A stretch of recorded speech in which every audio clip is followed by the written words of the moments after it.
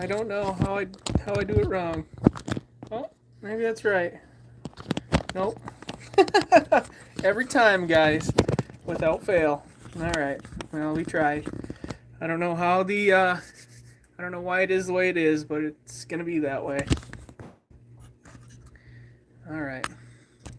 Well, welcome everyone. Let's get the chat going here.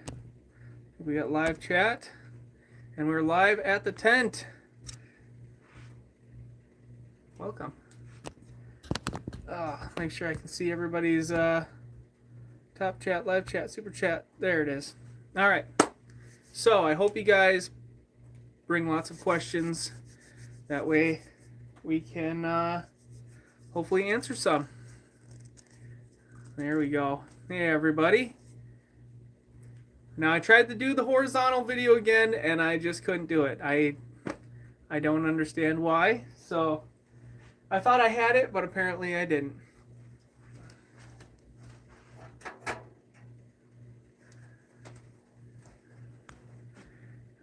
All right. Hello everyone. Wow. Got Reed, Mark from Hawaii, New York. Yep, I'm by myself. Let's see here. I'm gonna just grab something so I can wipe that little camera lens off because I feel like it's maybe a little bit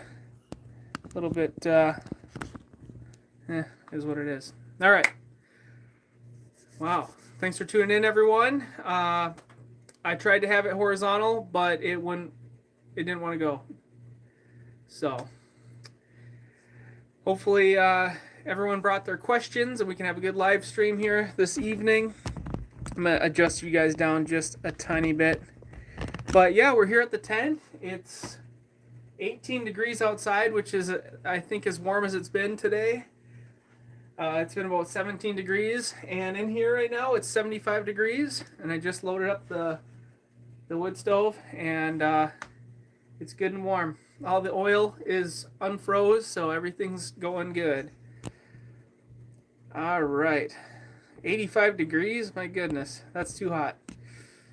Let's see. Hi from Boston. Good. I'm happy that we have a good turnout tonight. It makes the time go by really quick, and it's a good time. So, how much snow coming across the lake?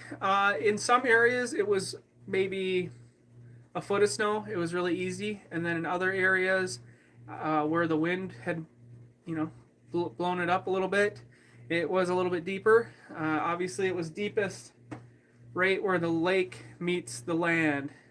That there is between knee and hip height on me, so it's pretty deep in spots. Let's see. Good evening from Ocala. Is that how you say that? BWC. I was up here and I heard something on the roof, and I was talking with Dad. I messaged him. I said, "Dad, I hear something on the roof." He says, "It's a squirrel," and I don't have anything here with me to take care of that. So, I don't know. I heard it more in the beginning. Now I haven't heard it so much. So, yeah. Let's see. Do you have polar bears? Nope. Paul asked, "Do I like Johnny's Hunter's Blend as much as Dad?" I don't have it like at home or anything like that. I have it up here, and that's that. And then Gunsmoke, I don't watch it at home. I would love to. I guess there's plenty of streaming services that allow it, but I kind of like when you come up here and you get to have some nice little things. Carolyn asks, "Does Grandpa ever come to his cabin once it snows?" He used to in the past, but now he hasn't. I don't know how many years it's been, but it took me, I think, almost an hour to walk in here with my snowshoes on, and then I went cross-country skiing today, and I'm beat. I'm tired. So it's a lot of work. You wouldn't think that pulling just a little kid sled with my clothes bag and my food bag would be much snowshoeing across, but it takes a long time. It's tiring. What else do we have? Sorry if this is going out of focus. I'm gonna probably say it's the light. Maybe we can move you guys just a little bit, and hopefully the light won't bother. I can't really see if I'm going in and out of focus because of all the chats, but you guys will understand. Rick asks, what does the tent smell like? When you get here and it's all closed up, it really doesn't smell like anything, but once you're in here, for me, I think it smells like wood smoke because I always accidentally get wood smoke in here. And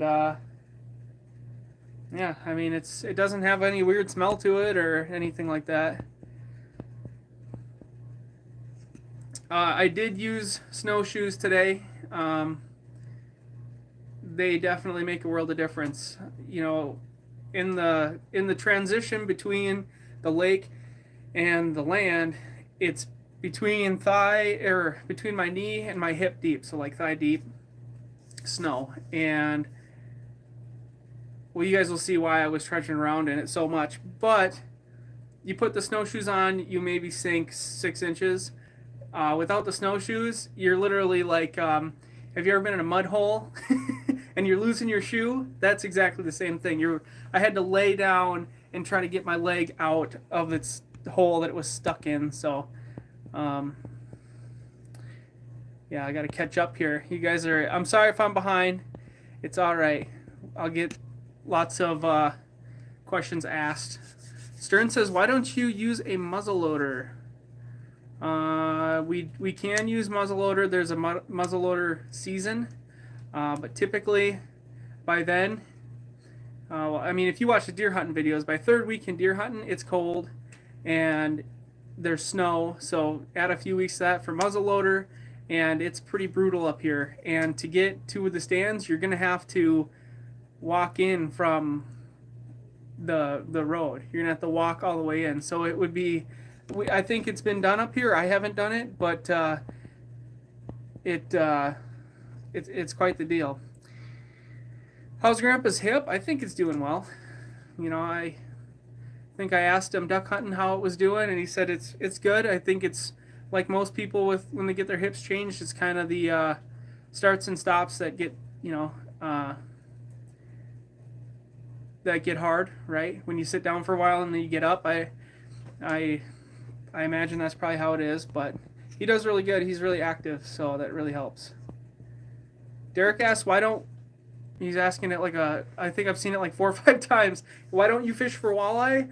I have fished for walleye, and they are, for me, I find them extremely boring to fish for because you have to troll or you have to float, and it's just kind of slow going. And I like northerns, I like bass, I like sunfish, I like all fish. So walleye are great, but I just find them kind of slow to fish for.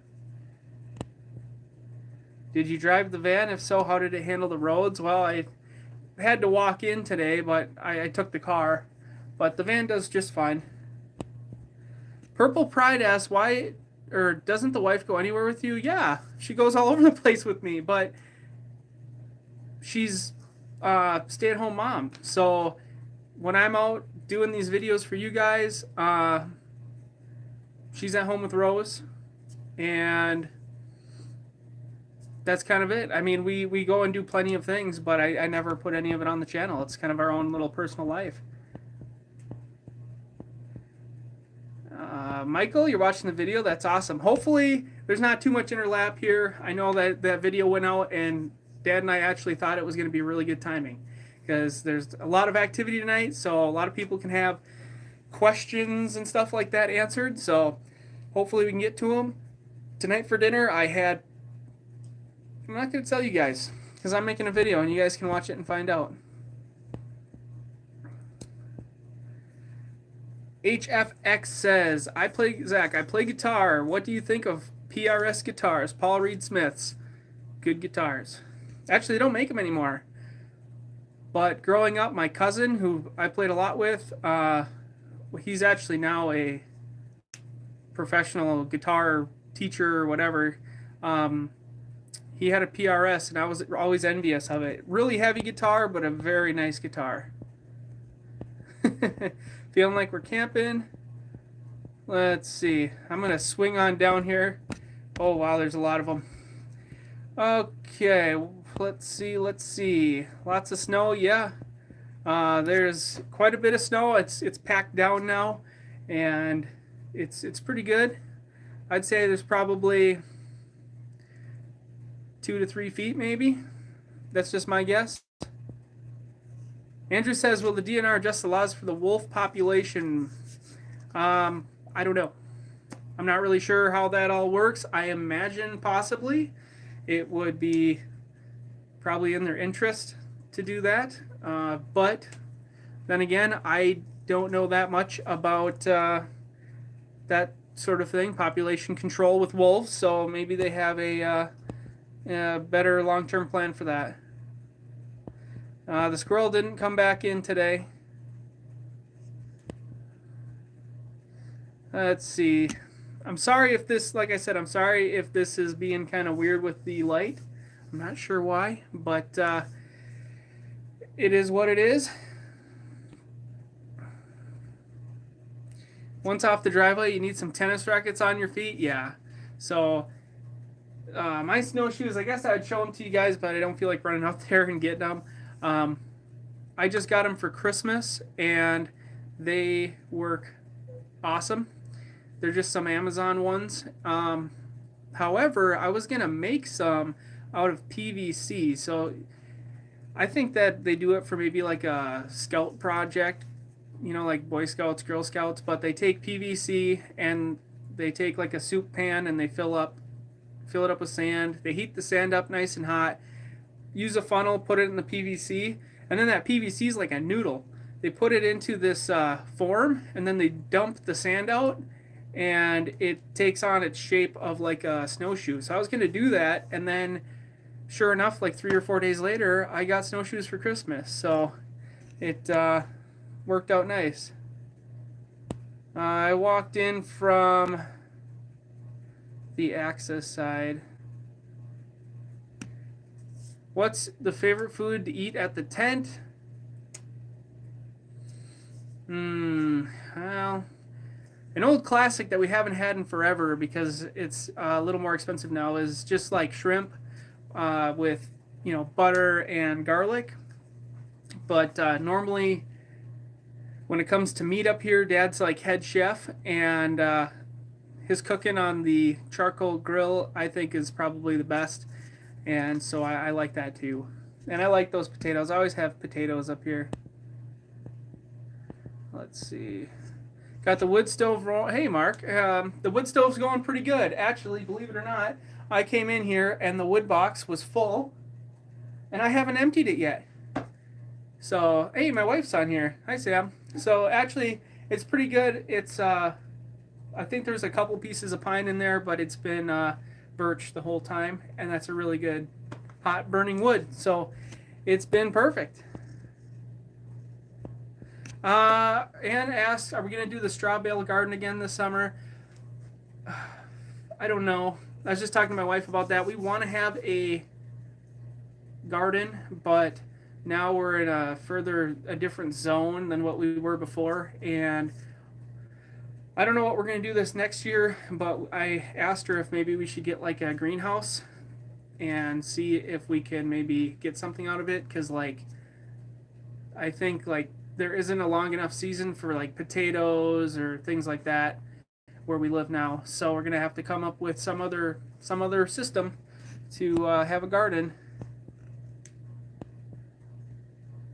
Have a good weekend there, Henry. What's your favorite season? I like spring and summer and fall. Winter's not terrible, but it does get long, and I like spring because it's, you know, like fresh air, fresh energy, but everything is so soupy you can't really go and do anything. So that's why summer's really nice, but summers can get a little too hot for me. So I like fall because things have kind of dried out, and then you can actually go and enjoy it. So all seasons are good in their own way. So when I see what it is, when I scroll on here, it's thinking that I need to adjust the camera. So that's what's causing it to go in and out of focus.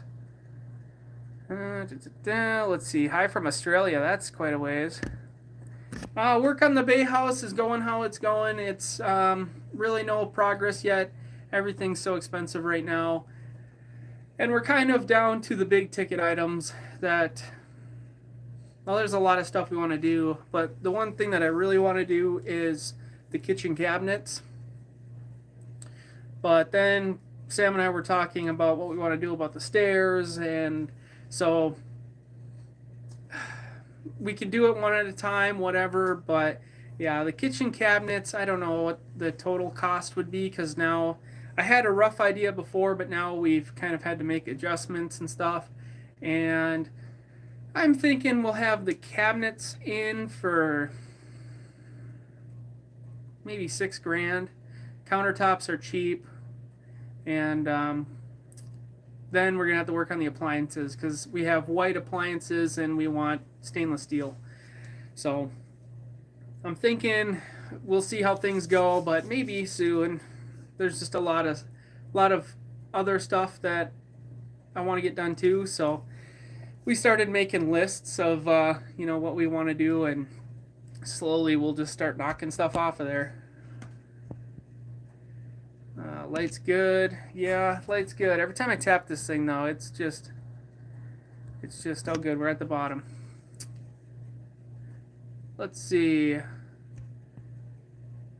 Who has more say in the house? You or Sam? I would like to think that we both do.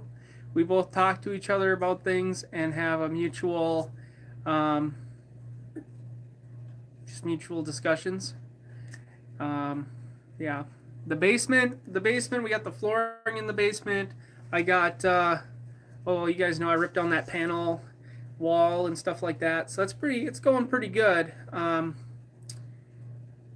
Was going to put a bedroom on the back wall, kind of where I ripped all that paneling. That's where that bedroom was going to go. But now, with the stairs and everything, we have a bunch of ideas. So we kind of can't, we're at a point where it's like, what are we really going to do here? Because things might get pretty wild, to say the least. But it's all going to take time, and it's all going to take money. So we'll see what happens.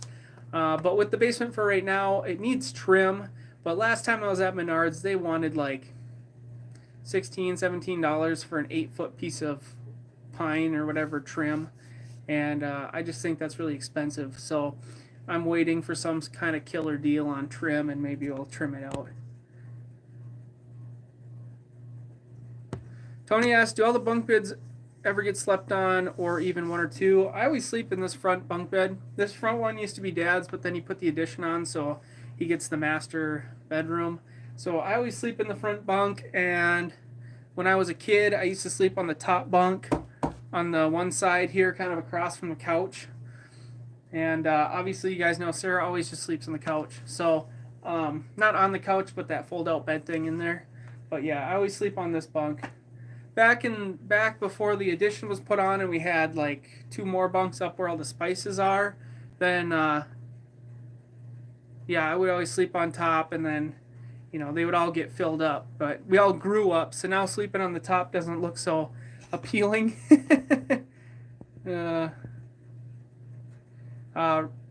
Ross, that's awesome. I'm happy you watched that video. Let's see. D. Marco says, how does work look like for your dad in 2023? I hear everything is slowing down big time. I have no idea. We don't really talk much about work. We talk about what we mutually talk about, and he's doing whatever he's doing, and I'm doing whatever I'm doing.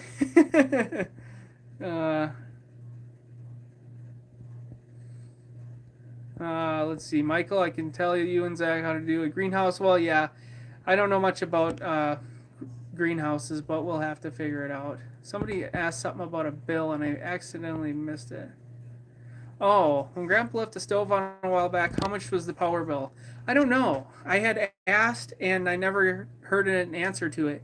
I'm not sure. I'm not sure how much, because you put a stove takes 220, and if it was on broil, that's probably a heck of a bill, but maybe not. I mean, once it heats up, it's a stove, right? They don't necessarily leak uh, crazy amounts. So I mean, it would have kicked on and off and on and off, but then I don't know. I'm imagining it was a decent bill though. Have you ever thought about getting a cheap snowblower to save your dad's back from uh, his back from getting sore?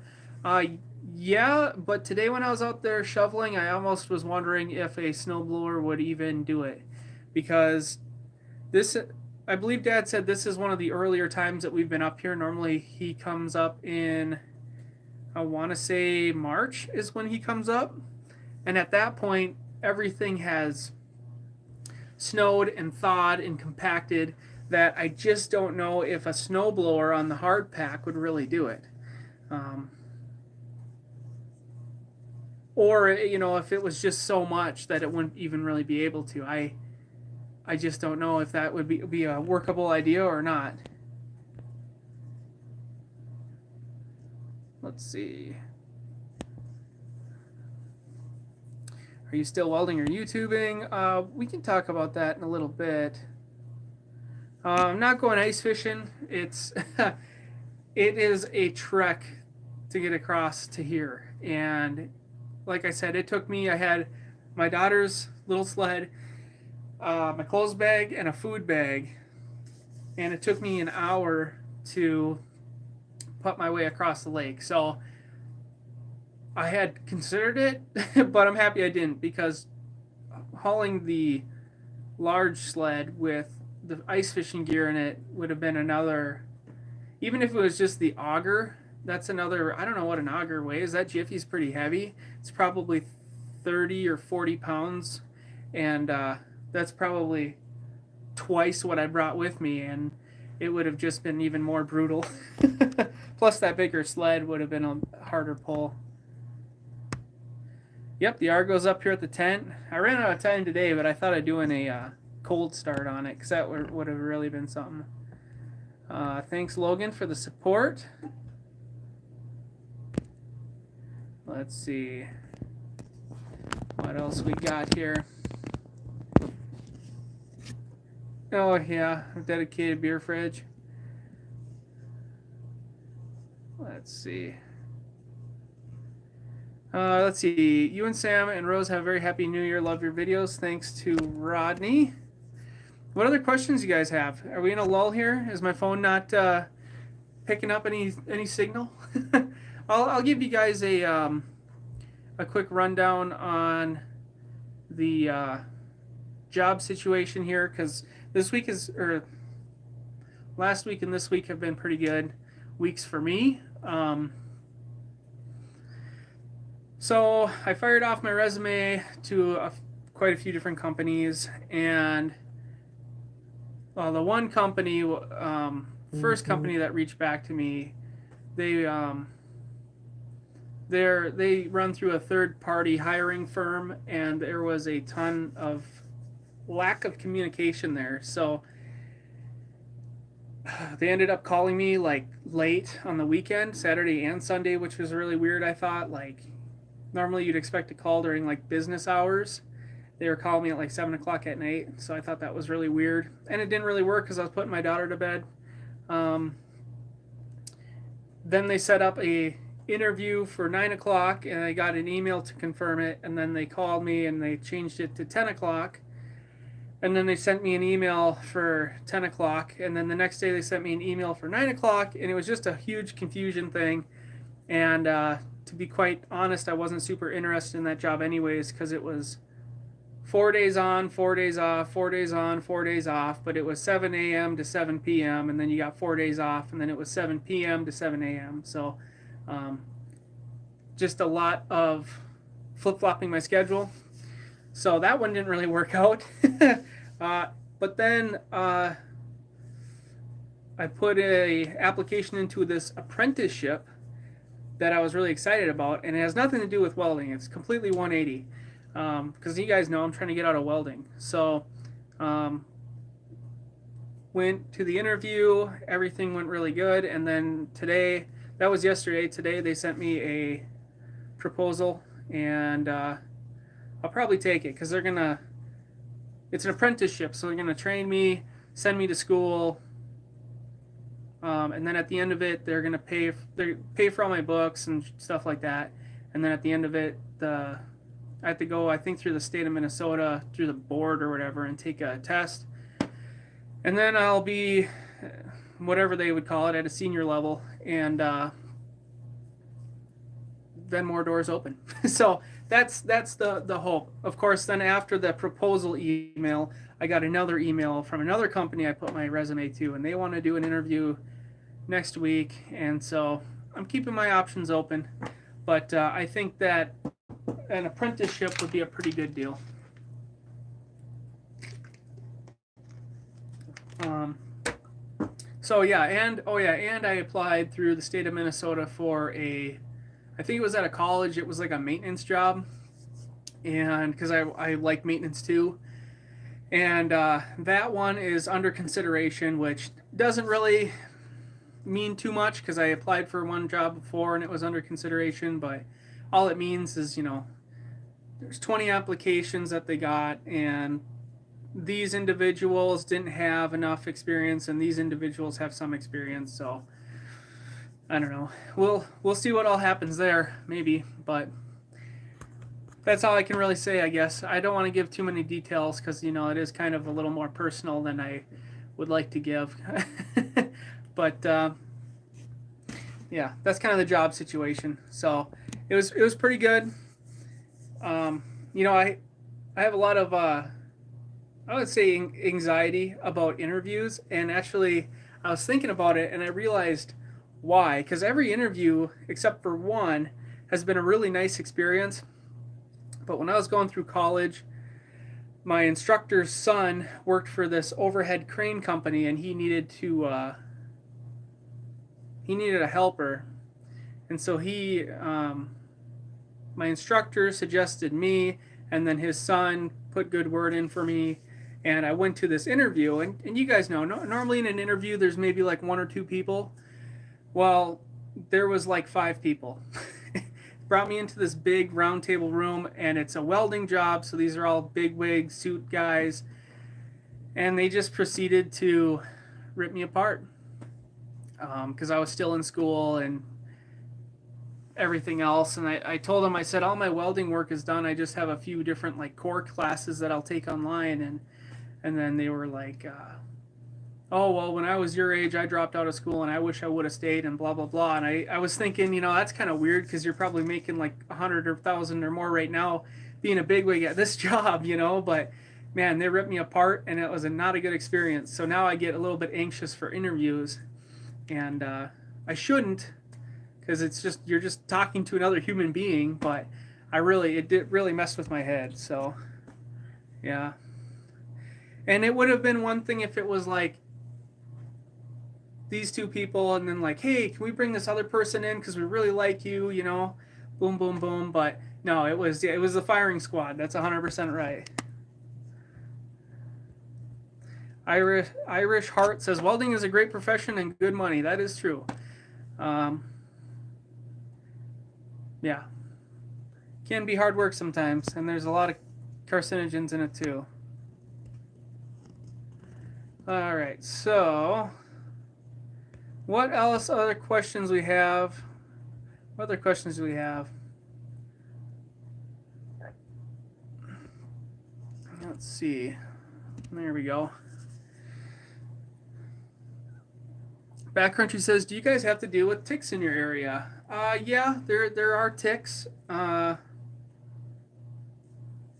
don't think that they've been super crazy right now, but there are ticks.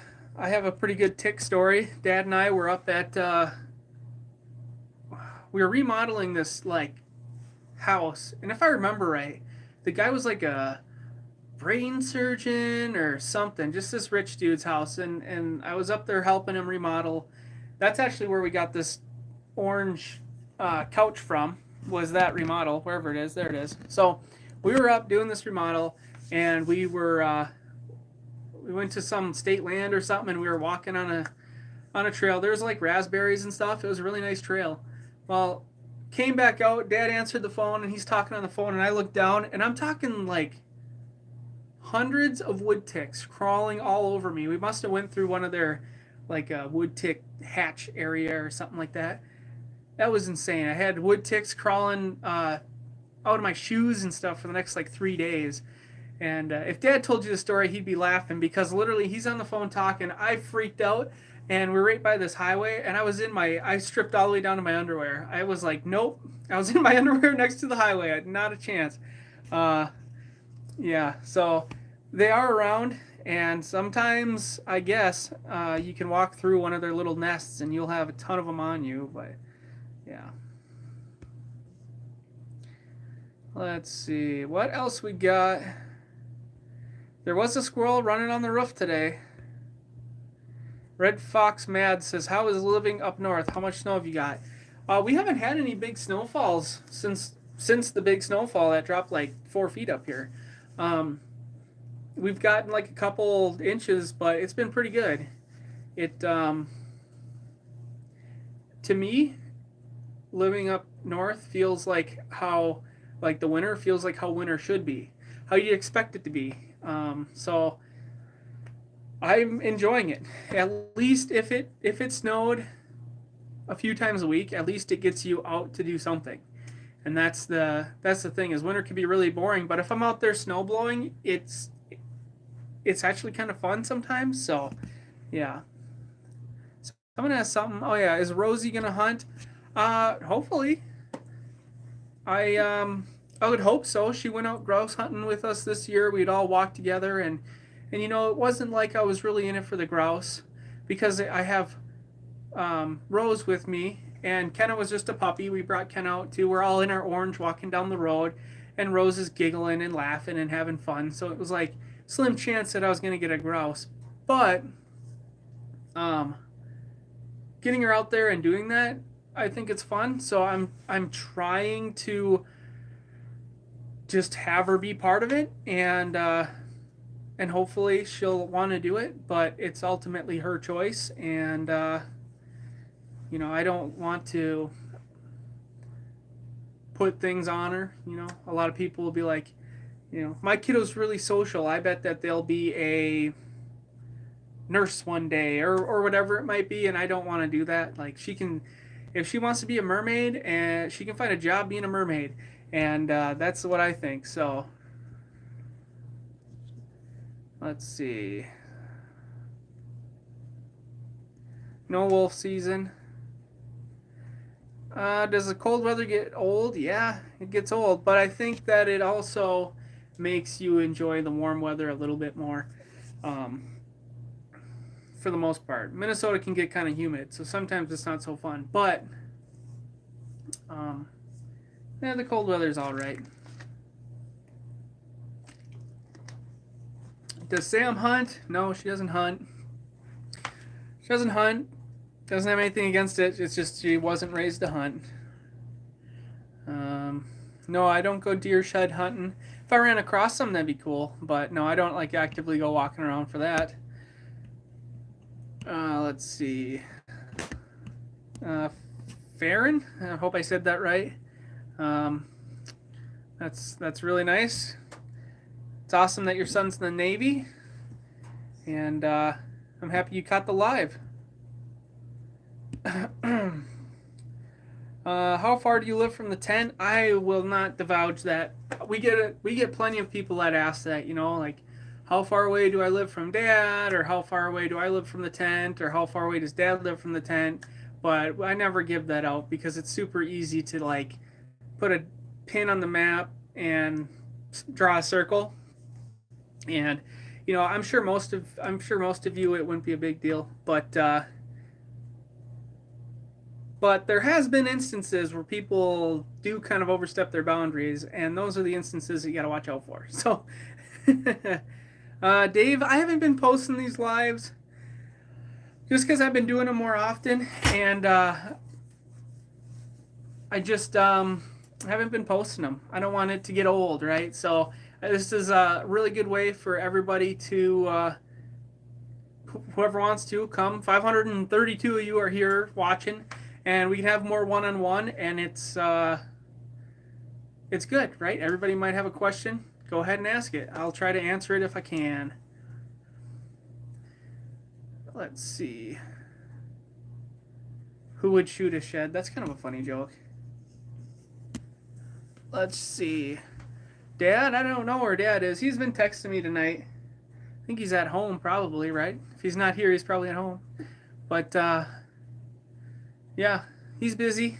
You guys know that. He's busy.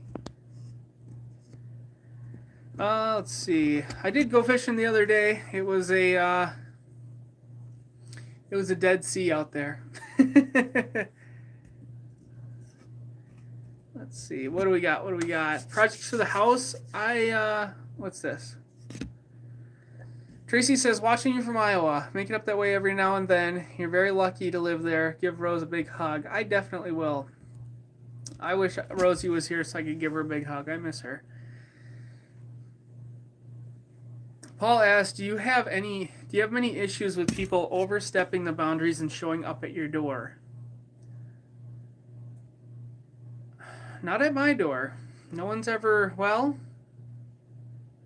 okay, so there's been a few instances. Now, I'm going to pre-answer this by saying if you see me in public, if I'm at the grocery store or Walmart, come up to me and say hi. I have no bad feelings. I want to meet you. I want to shake your hand. I want to, yeah, right? You guys have given me tons of support. So please come up to me, say hi. It has happened plenty of times, and I will probably notice you before you notice me, because there's a look. It's always this kind of a look. And I see it every time, and I'm like, I know exactly what you're doing. You're trying to make sure it's me, right? So that has happened, no big deal. Now, there has been, let's see, at the last place I lived at, there was a cop in town, and I dropped off the water bill, and I was driving through town on my way home. Cop whips a Yui behind me. I'm like, no, no, I don't know what this is, right?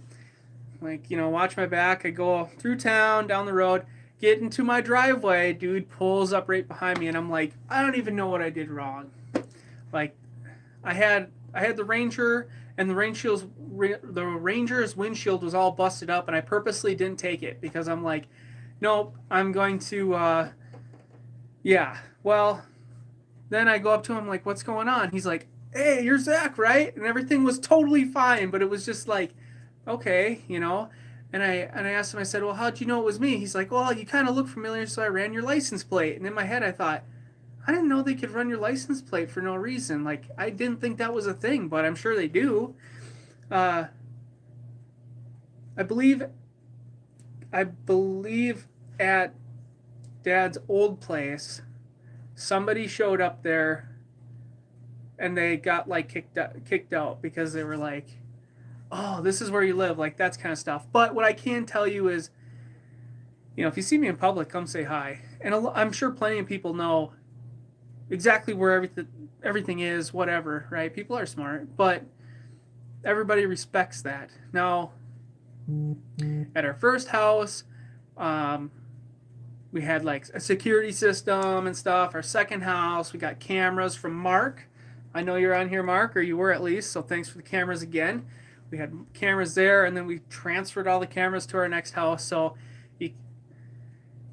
that's the kind of stuff is like, if you were prowling around, I'll probably see you, and I know that, well, you guys know cameras is kind of one of the many things we do. So like Dad has said, you can't get very close to anywhere up here without us knowing, and without him knowing, I should say. And yeah, it's just, what are we at? 240,000 people, and let's just say 99% of people are awesome and great, and they won't say a word. And then there's the 1% where things can get a little weird, and yeah. So I'm sure I could think of more. Oh yeah, here's another story too, since I'm on this. Like with duck hunting. If you guys watch that duck hunting video, even this year, people were the one person was driving by. He drove by, was it 4 times, 5 times, and then finally I got him on video driving by, and he was just like, "Oh, I recognize you guys. I wanted to go check it out." But yeah, the one year it was really bad duck hunting. There's just a lot of people were stopping by, and one guy drove 3 hours one way, and when he showed up, we weren't there yet, but Chris and Teresa were there, and then he went back, and then he came back like the next day or the day after, and stopped by and actually seen us, and that was kind of different. Like 3 hours one way is quite the drive.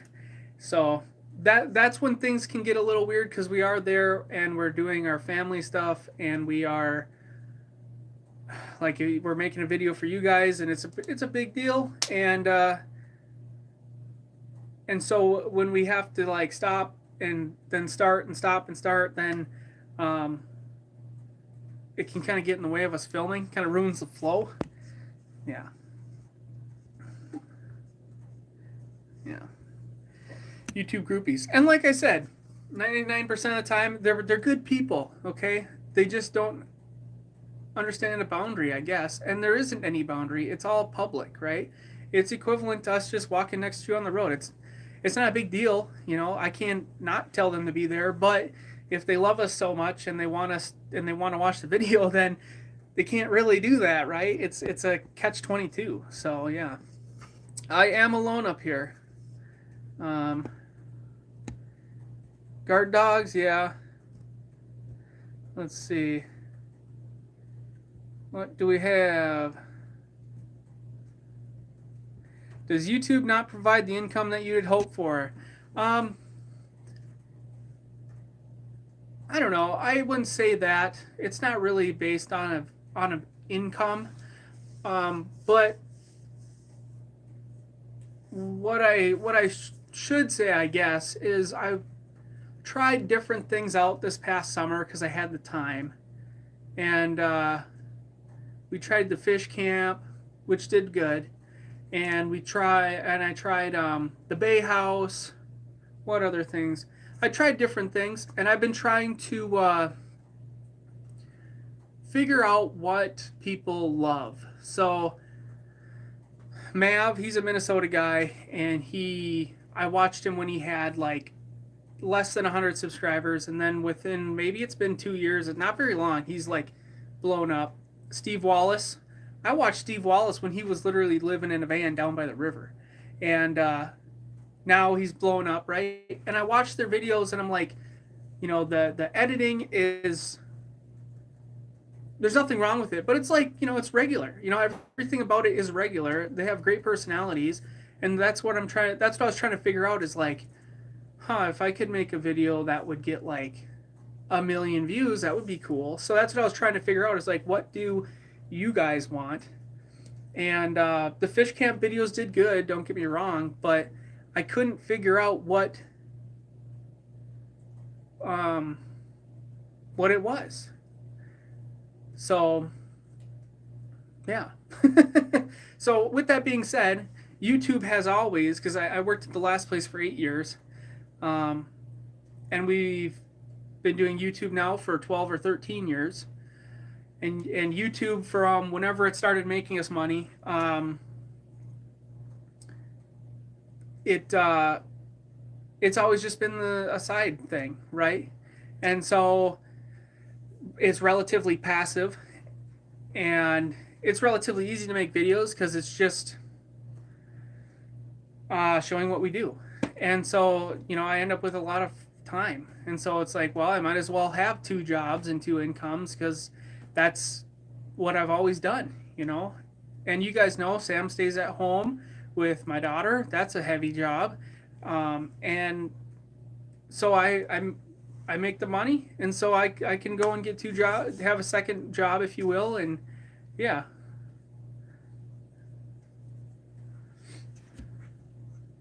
Let's see what else. So yeah, that was kind of the whole thing, was like, this was an opportunity that I haven't had for ever. Yeah. So I finally have some time off, and like Dad, what is Dad saying? You either have tons of money but no time, or you have tons of time and no money. And I just had the opportunity where I had tons of time and money, so why not try something I want to do? And so that's what I spent the summer doing, was just hanging out with my family, working on the house, making videos. It was awesome, and I don't regret it one bit. I have my whole life to work, so why be so serious about it, you know? Do you carry a weapon in case of critters? You know, normally if I'm out camping, I'll bring my shotgun, and it's not for critters. It's for the odd chance that there's gonna be some Looney Tune dude in the woods. But um, this time, there's no way I was hauling that across the lake. So I'm just up here, no big deal. Funny you should say that, because I just had this thought the other day. Okay, I went out fishing. It was like 9 o'clock at night, and I'm hauling all my gear off the lake. Had to do 2 trips, and I was thinking, why is it that now I'm never afraid of the dark? I'm never afraid to walk through the woods in the dark. And I started thinking about that. When I first started deer hunting, it was absolutely terrifying to walk through the woods. And the only way I could get over it was I'd put my headphones in and I'd crank it up.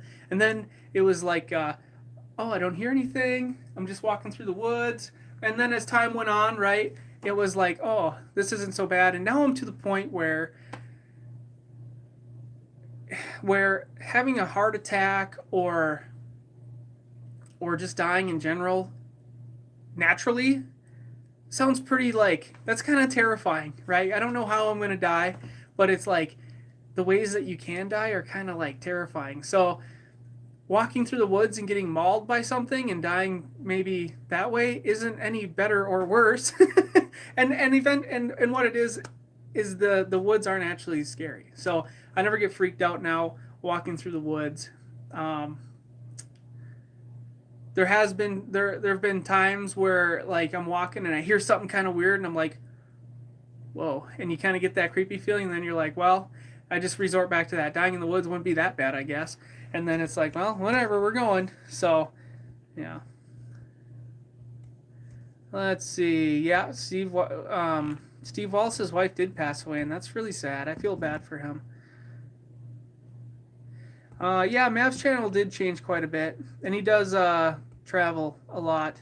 But like, if you think of, well, like I said, his stuff has changed. But like, dude has a topper on his truck and travels places and sleeps in the topper and cooks food. That was kind of like his up top thing, and I'm like, I could put a bed in the back of the van and travel and cook things, and it's like, I just don't. How does that, you know? Like, I went on a fishing trip and cooked food and stuff, and it did really good, but it wasn't like that. And I was just like, I don't know what people see in it, but whatever. Just got in on the chat. How's it going? Will you be doing the winter trip with your dad? Hopefully. We kind of came up here different this time, but hopefully next time we can get up here together.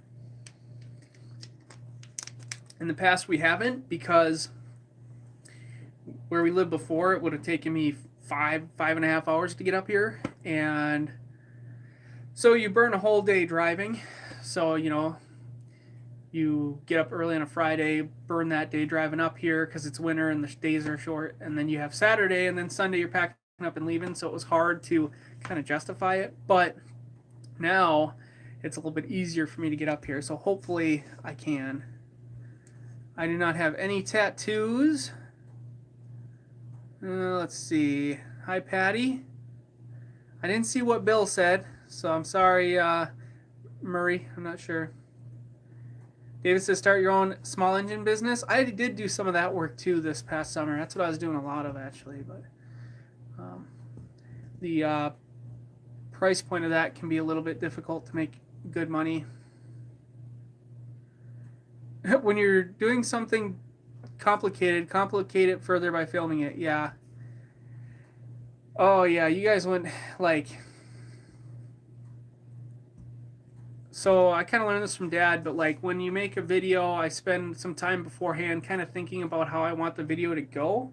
Because you already know kind of what you're going to do, but you kind of need like the timeline of it in your head. And for me, what that means is trying to figure out like the key shots that would look really cool. And so today, when I was walking in, one of the key shots was kind of this final leg hauling the sled, okay, and I was going to walk away from the camera. And I still got part of it, but it just so happened that my cross country ski that was riding on my bag decided it wanted to slide off and poke into the snow and then rip my bag off, and then I had to turn around and fix it, and then another 10, 15 feet later it did it again, and in my head I'm like, that was like a really cool shot that just didn't want to work out. And you can't redo it because you've already walked there. And so you guys would see it. So that's kind of the like already making it more complicated. Yeah. Let's see. DNR ruined the hunting. I don't really have an opinion on that. So Robert asks, do you know why your dad makes really long videos instead of breaking the video up into 2 or 4 videos? It seems like more money would mean more videos would mean more money. We've done the comparison, and it really doesn't, because if you split, I don't know, a duck hunting video into 4 parts, people get burned out of it. So by the 4th video, you get like not that many views. And if you make it in one big video, you might get a lot of views, and then people, I mean, we've had the comments, people will say, oh, I'll come back and watch more tomorrow, and they do. So people then can make the choice of splitting it up if they want to, but otherwise it seems like it would, but in the past we tried it, it really didn't. And it just makes it more work, because you're already there editing the video, and then you just have to like end it weird, and so then, you know, you probably get the comments of like, where's the rest of it and stuff like that. So it's the format that we've done. That's why Dad will call it the movie, because it's a movie.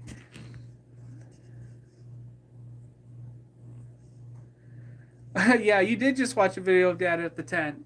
And now, well, what it was is I was on the lake fishing, and I think he was up here, or he was going home or whatever, and he went home.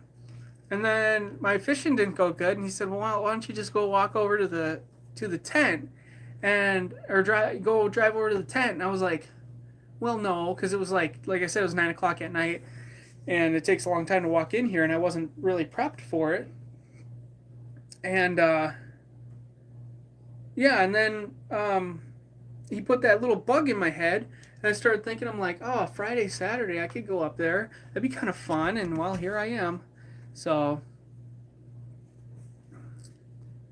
I'm just at the tent for a night. I got up here at a decent time today, and yeah. William says, don't walk up there at night. Easy to get lost, too dark. Not really. You can get lost up here, but I think it's just because we've been up here for so long. It's like, no, because, you know, if you're walking through the woods, you're going to hit the swamp. And once you hit the swamp, you know that you're at the swamp, so you can come here. And then if you go the other way, every way you go, we know the landmarks, you know, like go that way, there's a giant rock. And so, yeah, I guess you could, I got lost before with Dad when we were at duck camp. We were out looking for an old tree stand, and man, we got lost. That was kind of scary. We were lost for a good minute there, and to be honest, we ended up walking around, and finally we hit a swamp, and across the swamp was the road that we were on, and the whole time we were probably just paralleling it, but you couldn't really see the road across the swamp. So we weren't. What is that? The statistic is like the average people get lost like a mile from where they started. They die a mile from where they started. So it's easy to get lost. Let's see. YouTube Shorts could be your jam. Yeah, I wanted to try YouTube Shorts too. I mean, you guys can let me know here if you watched it or what you thought about it. I like the idea of shorts because sometimes a short would be nice. I do a lot of things that are small little projects that aren't really enough to make it to a video, but are kind of, I think, cool enough to show. So maybe shorts will be a thing. Chuck says, can you drive the six-wheeler in the snow or will it get stuck? The six-wheeler works well in the snow because the six wheels make the what is it? It's not lighter, but it has more surface area, so it doesn't sink uh, as easily. But once it does sink down and you do get stuck, it's hard to dig it out because on each side you got all the tires, you can't really shovel in between, and then the front and back you have to shovel, but the whole thing is just a belly pan, right? Because it's also a boat, so it's once that thing gets stuck, it can be a super big pain. The way to get around that is to get tracks. And with the tracks, you have to have, I believe, a slightly smaller tire than what we have on there. And so that's why Dad has always wanted to put tracks on the machine, but you have to buy 6 new tires and the tracks, and it makes it really expensive. So if you were ever looking at getting a six-wheeler and you had the ability to spend more for one with tracks, I would definitely suggest it because you won't regret it. It does the same exact thing, it just has tracks. So yeah, if it had tracks it would probably work awesome, but even at that, once they get stuck, they're pretty stuck.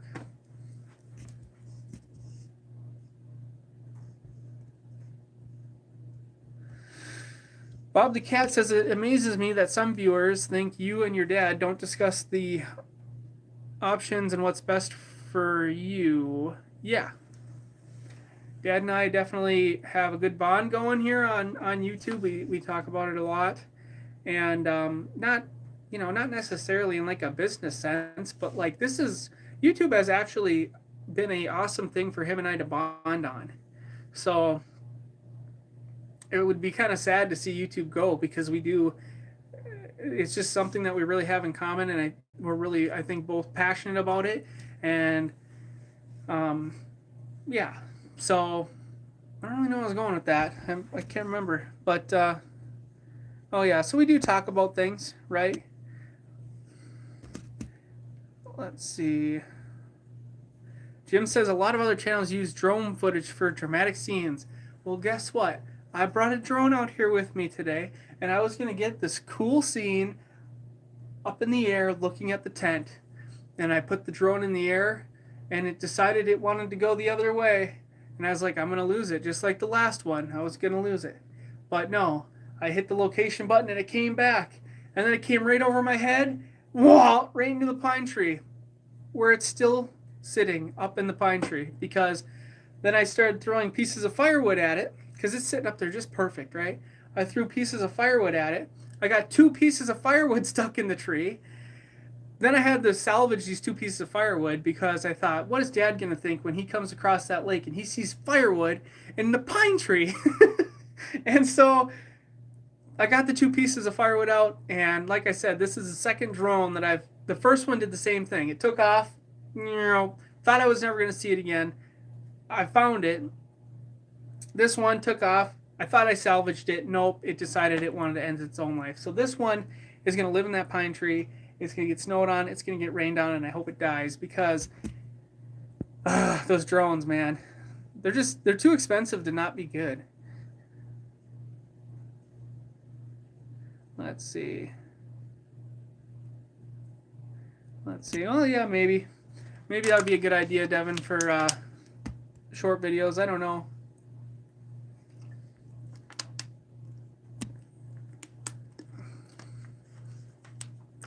You need a license to fly a drone and put it on YouTube. Well, maybe. I don't know. Dave G says, that is a fact, Zach. When I'm grouse hunting up north, I can be walking parallel to a road 50 feet away, and because I'm a little higher, I can't even tell where the gravel road is. And that's very true. So once you get in the woods, especially, thick woods, right? 20 feet. There was one time Dad and I went looking for deer sign in a popple forest thing with all those little round leaves. It was a beautiful day, but the wind was blowing and it was just. So him and I are walking. We found this cool little skull on the ground, and he says, "Okay, let's split."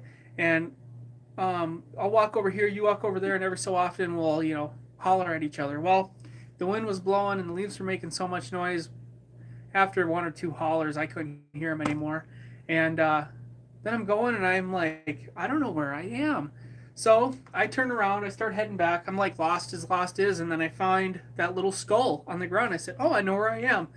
Walked my way out, sat in the vehicle, and I waited and I waited and I thought, wow, maybe Dad's lost. So I was just about to start honking the horn on the vehicle so that maybe he would hear it.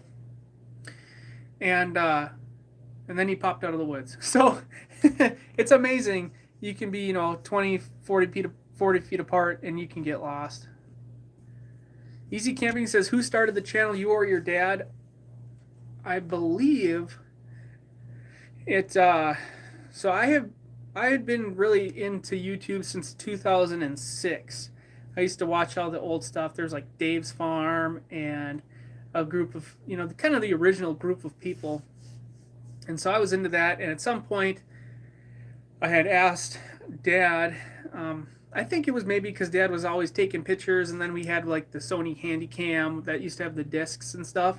And I said, we should make YouTube videos too. It kind of seems fun. And I think that at first he was kind of like, but then as he started doing it, he got really into it. And then ever since then, I mean, it's like, I don't know, it's like butter on bread. He loves it. So yeah, I think it was just, at first he was kind of unsure about it, and then he got really into it. So yeah.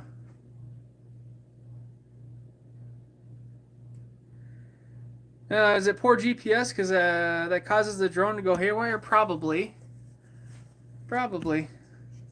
Jamie, yeah, I had the birds. They're eating out of my hand today. It was two of them though. Sometimes there's three of them, but today it was the really timid one, and then another one. So the really timid one though, it must be eating good. It's really chunky. I don't know how to tell the difference between if they're like a male or a female, but I feel like the timid one is a female. Just kind of looks like a female and has a lot of winter weight on it, but I don't know. Phil the Wise says, you don't need a license to fly a drone and post on YouTube. That's what I thought. There's places you can't fly drones, but yeah, I'm pretty sure you don't need a license because it's already, the FCC stuff is on there already. And it's if they're if they're a certain size, I believe that you have to register them. There's a $5 donation on here. I don't know who did that, and I haven't found if they wrote a comment yet. So let me just take a second here and see if I can find it. There it is. Sean Olson. We get to adventure vicariously with you while we are stuck at home. LOL. Keep doing what you're doing. Thank you. I'm sorry if I pronounced your name wrong. SHON. I believe that would be Sean. But thank you very much for the donation. Back on the live chat side. Let's see.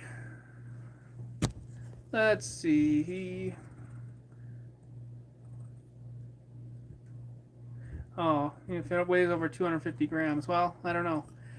I don't know all the rules on it, but I knew that I was going to take a drone shot today. I was going to try to.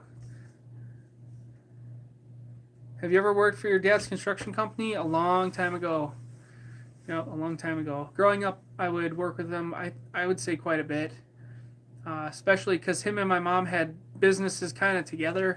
And so a lot of our weekends and stuff, we would be out working and doing things like that. So, yeah. It was all right. Used to get paid by whatever grade I was in school. So when I was in 6th grade, I made $6 an hour. When I was in 5th grade, I made $5 an hour, and then at the end of the summer, I went and bought myself a dirt bike. So, yeah, growing up, it was just, I guess it's a small business thing, right? Pitbull Mass says, thanks for all the content your dad and you taught a young guy how to be a good man. That's really nice. Thank you.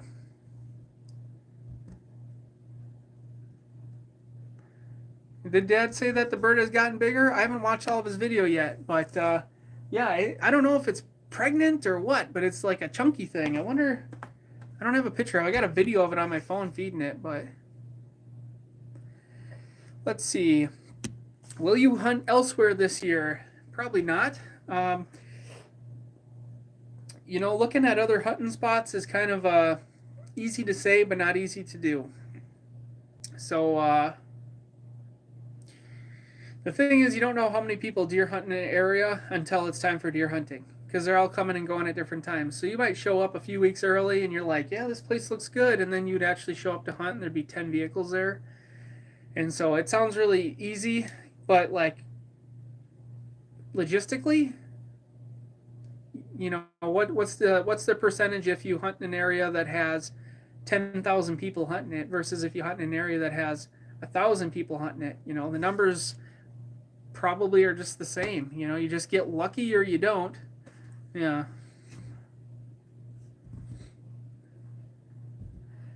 You need a Part 107 license from the FAA. Just check it out before you post the videos. Wow, that's great. I can't wait to post a video and then have someone like you rat on it. Can't have any fun anymore. Steve says, where does your dad get all his energy? That's just how he's always been. He's always just been a busybody person, and yeah, I don't know. Charlie, thanks for watching us for so long. What are you doing at the tent? I'm hanging out. I seen Dad was up here, and then he gave me the bug, so now I'm up here. Making a video for you guys, right? Because it's good, though. But you guys know I already talked about, like, the work stuff, so I'm kind of nearing the end of my little nice time of not working 40 hours a week for someone else. So kind of taking this time just to kind of chill and relax, and then next week I'll take the time to celebrate my wife's birthday. And yeah, I was gonna look for a job in September, and then that turned into October and November, and then the holiday season hit, and it's like, I'm not gonna start a job during the holiday season. And then New Year's came and went, and yeah, I mean, eventually I'm gonna have to go back to work, right?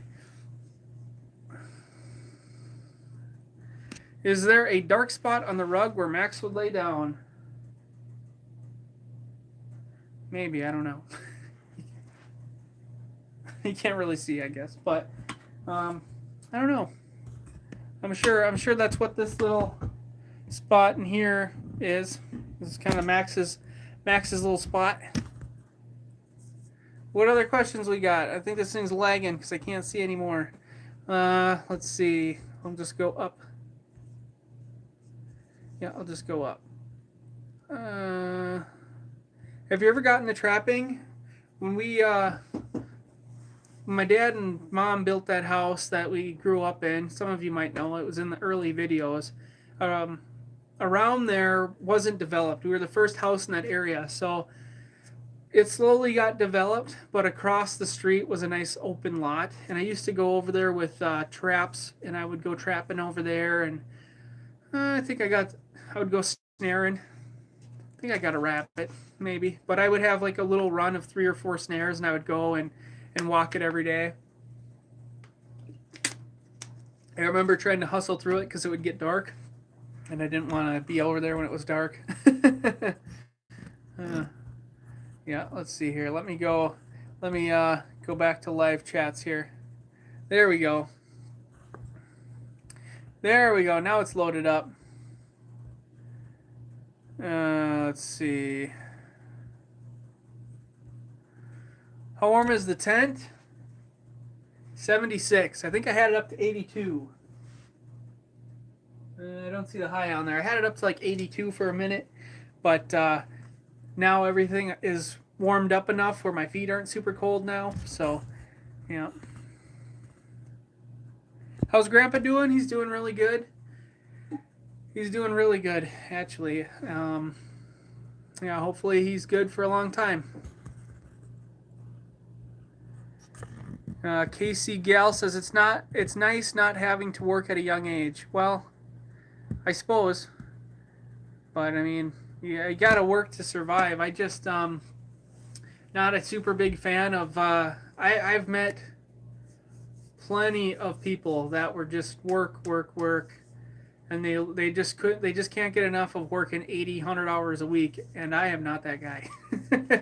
I like work, but I also, what's the saying? I work to live, not live to work. So I want to go home and see my family. I don't. I'm gonna be doing what I'm doing and doing my best at it when I'm at work and putting in the best effort. But when I go home, that's my home time. So I want to be there. Oh wow! Look at the zoom in on that. Oh wow! There we go. My goodness. Are you scared of spiders? Yes, I do not like spiders. And when I did the Spider Island fishing video, that was the biggest spider I have ever seen in my life. Naturally, out in the woods, the biggest spider I've ever seen in my life. The the egg sac on that thing was like this big, okay? And I didn't realize it, but in the video, people said you can hear it move. So now when I go back and I watch it, when it goes into the tree, you can hear it move. Like I'm scared of spiders, but what I wanted to do is go back with like a big jar and put it over the hole and have it run out into the jar just so I could look at it. It was just a giant spider, and that was definitely mama because all on that little hill was a bunch of baby spiders. She was taking care of the clan. So, man, that was a big spider. Does Dad still have the hobby farm? Nope.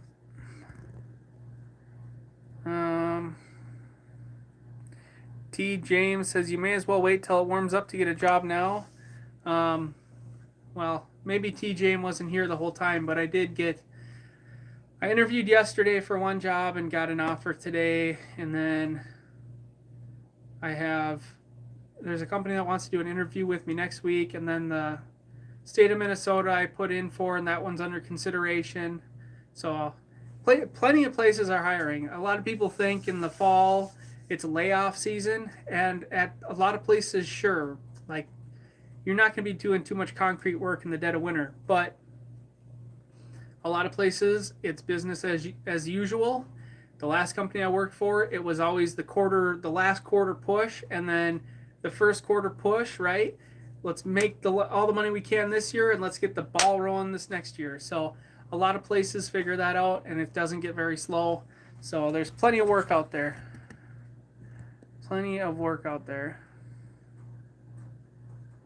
What are you looking into doing for the next season of life? Lots of opportunities where you are now. I want to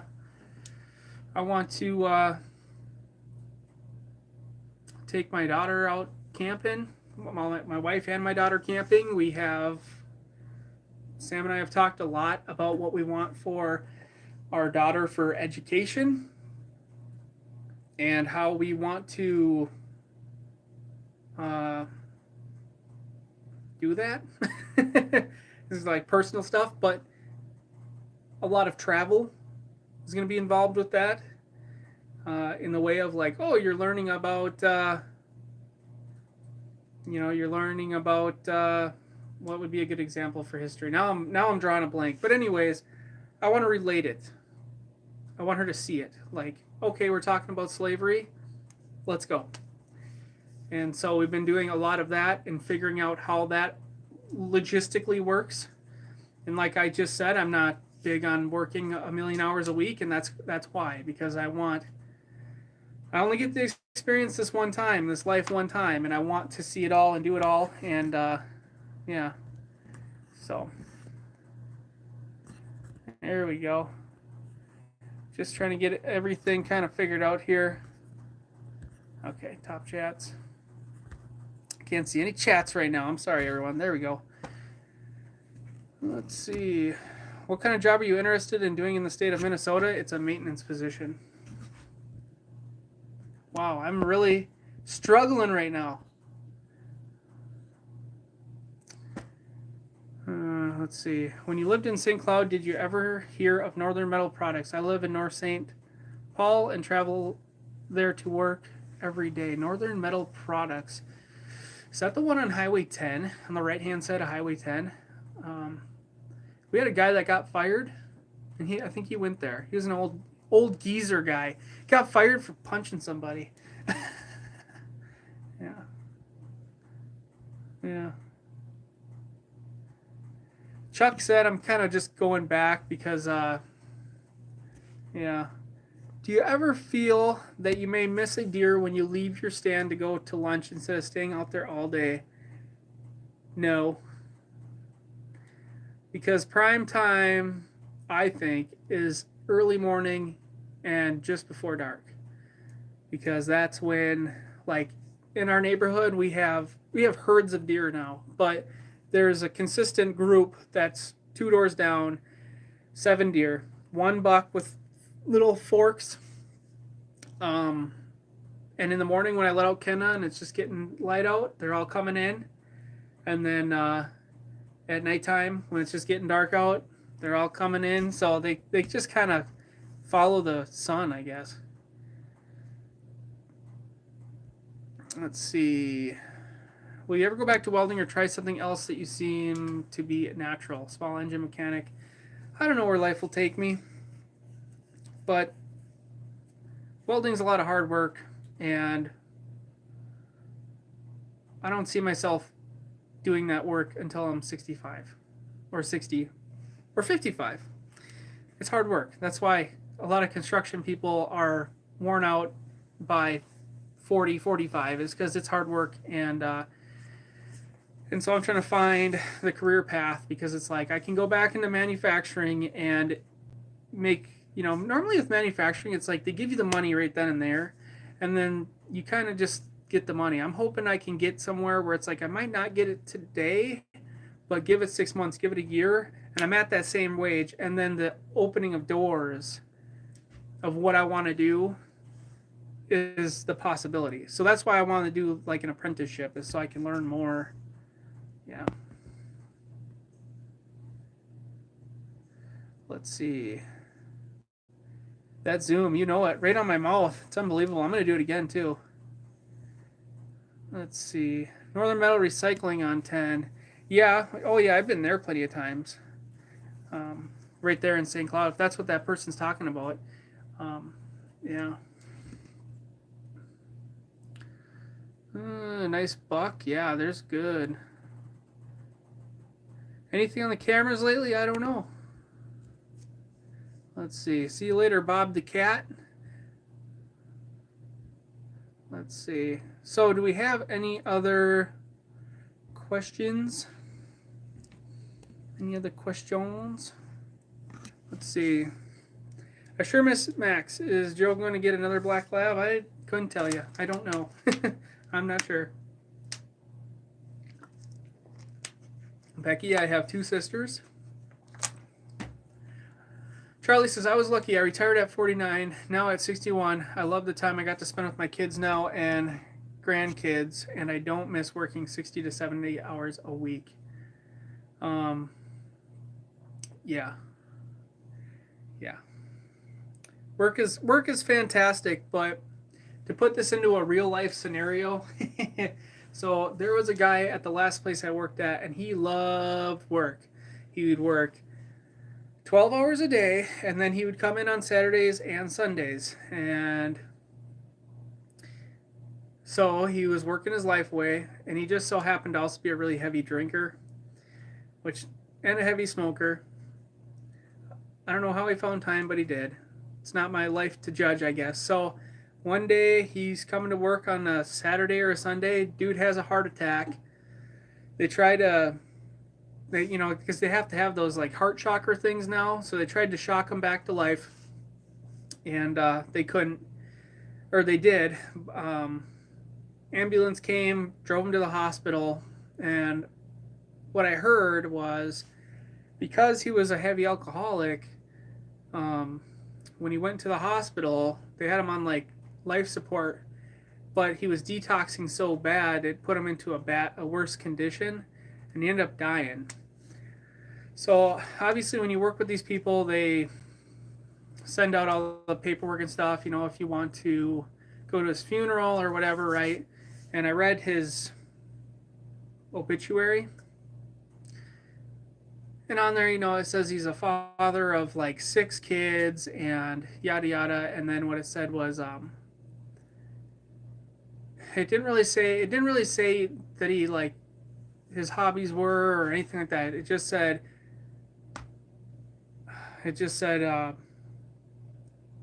was a workaholic, and his kids have followed in the same footsteps. Like there wasn't any memories, you know, like when you read them, normally they're recalling some life events. The only life event they could recall is how much this guy worked.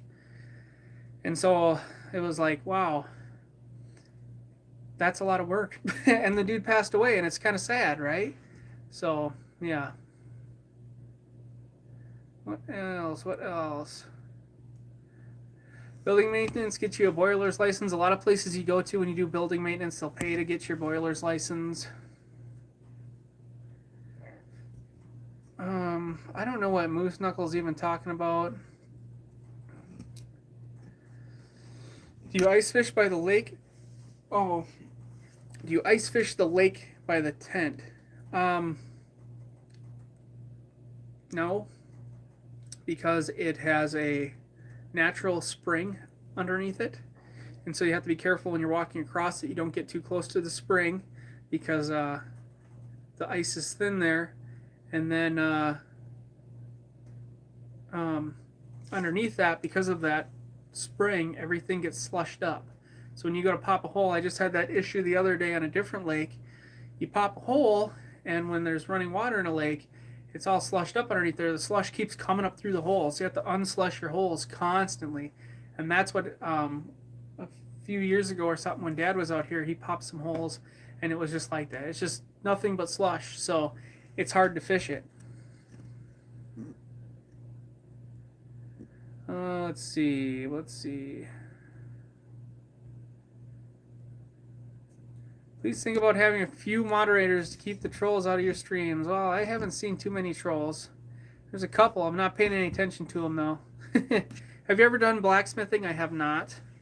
Not in that kind of sense. I've made, like, knives and then heated them up red hot and quenched them in oil and stuff like that, but never actually made, like, the burner thing with, like, the crank handle to push air into it and stuff like that. So, yeah. North Country Trapper says every buck I've shot has been during 11 to 3. And my dad will tell you that every deer he's ever shot was either in the morning or at night and never during midday. So everybody has different things. Nope, Dad's at home. Risky to snowmobile on? Well, if you know where it's at, then it's not that big of a deal, but walking across is kind of nice too. I would say it's about the journey, right? So, yeah, I don't know. That's what I liked, right? Walking across the lake, it took me an hour today, and it was hard work. But you know what? It's made the experience a lot more.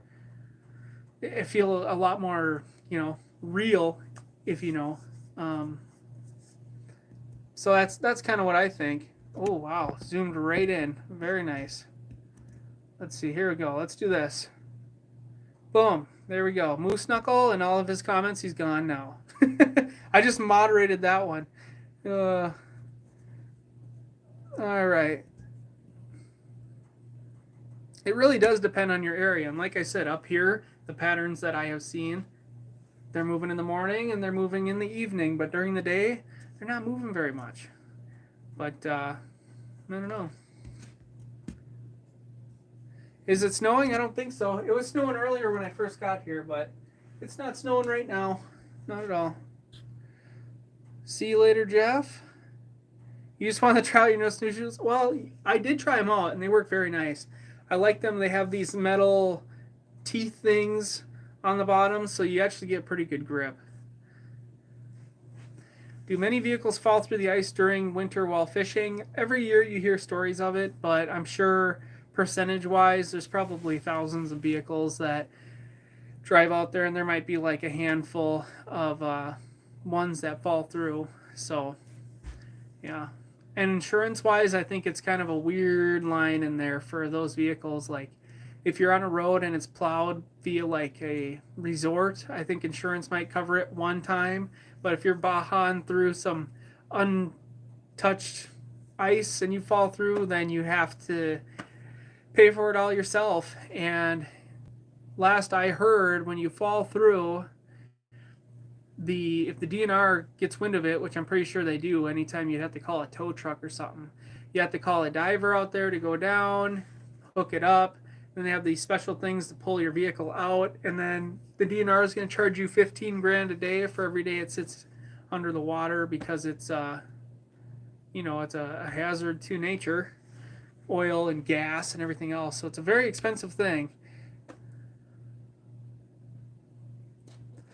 When's your old man gonna side the tent? Put some cedar boards on there? I don't know. You'd have to ask him. Right now outside it's 19 degrees. It's going up. All day today it was 17 degrees, and now it's going up.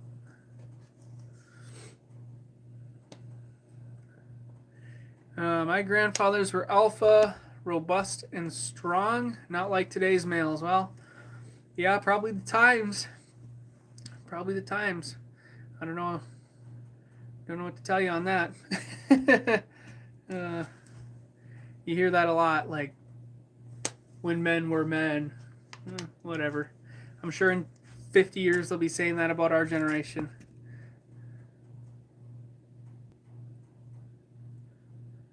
Have you ever thought about putting a deer feeder close to the tent? If it's legal, it's not.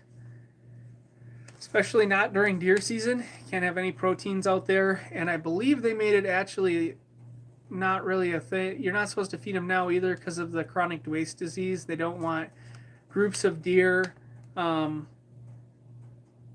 around together because that chronic waste disease could take out the whole group.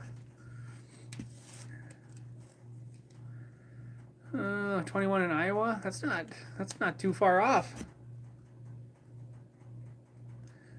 What's the name of the lake of the tent? Why would anybody ever tell you that? I have not, Bobby, I have not ever fished the breakwater. Don't drive your dually on the ice. Well, yeah. That's kind of the solution. And I've heard that a lot on the ice fishing pages, and everybody that asks that, they're just like, I walk because any risk is not worth it. And I would probably have to kind of agree. I like taking the four-wheeler out there. If I had a snowmobile, I'd take a snowmobile out there for that reason. You fall through, that is a headache. If you fall through with your vehicle, that is a headache that you probably don't want to deal with. The tent is not on leased land. Why is this guy still on here?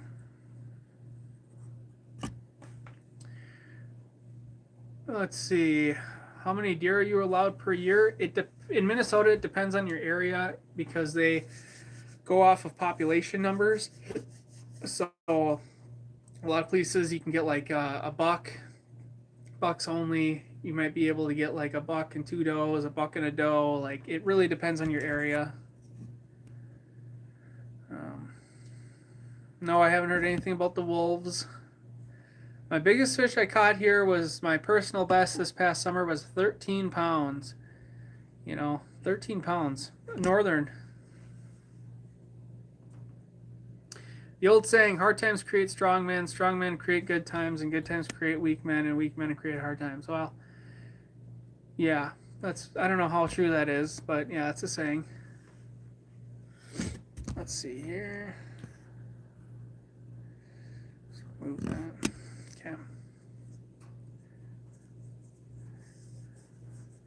Okay. From Michigan, hoping to make it Split Rock. If they light Split Rock one time a year, when is that?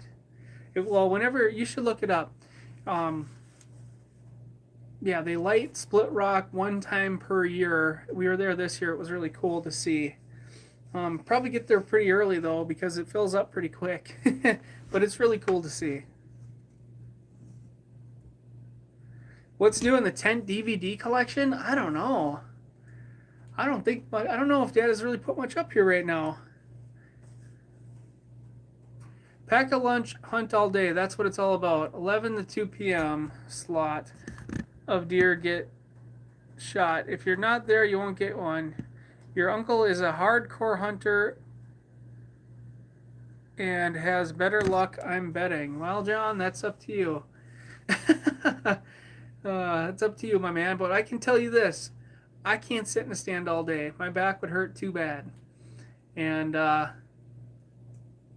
would be the most boring thing I could. You have to have some sort of a break. That's just like sitting completely still from 5 in the morning until 5 at night. I mean, that is terrible. You should get up and move. You get blood clots if you don't get up and move. That's crazy. Apple or Android? I only run Android. I don't have my mom's Ranger anymore.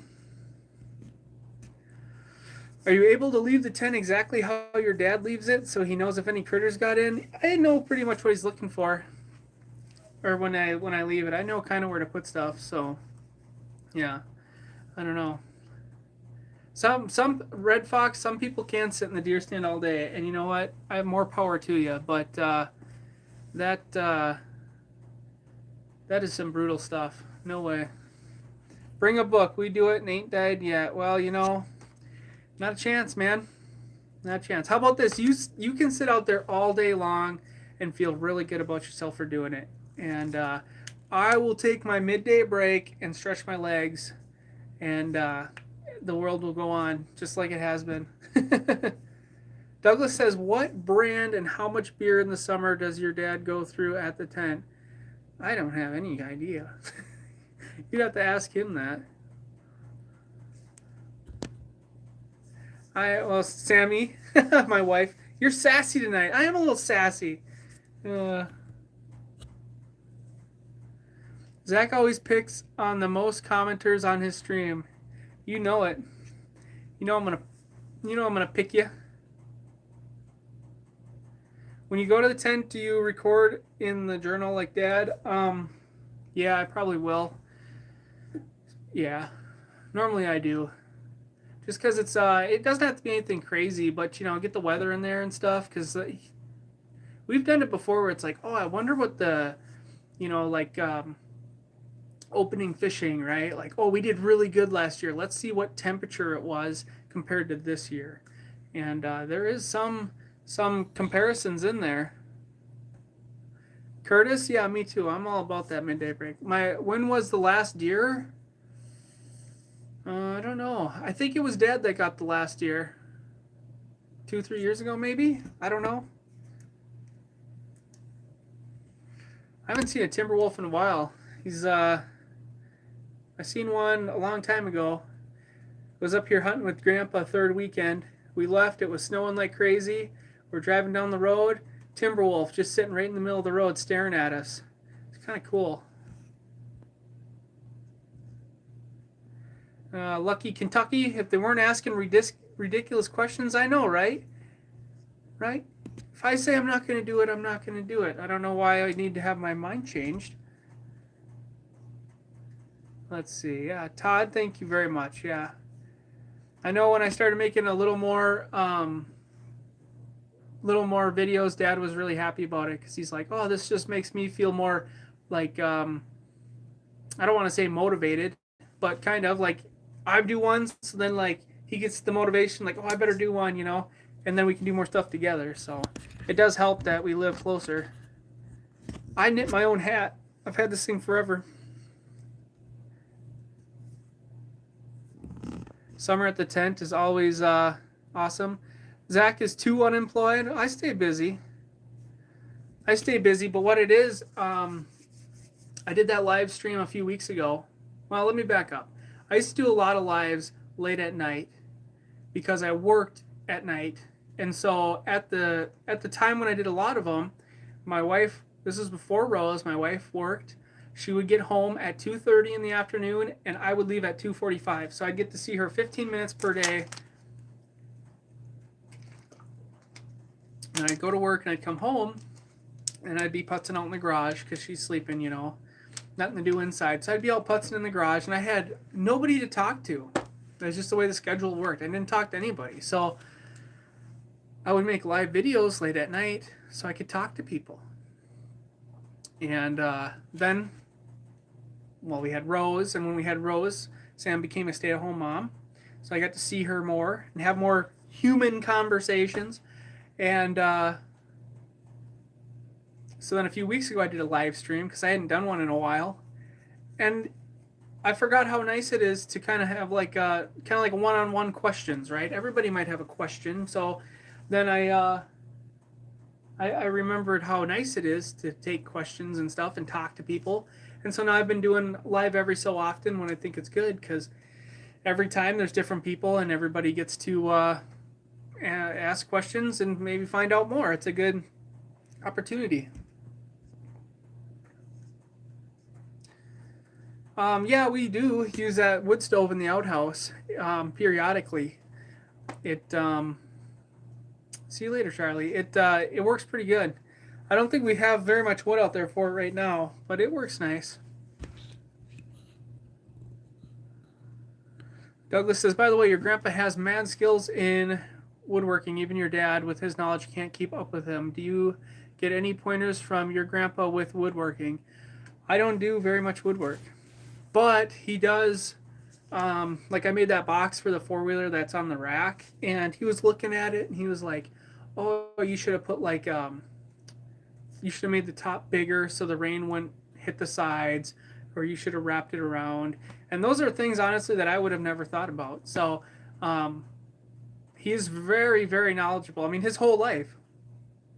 What is it? He's always had his own company.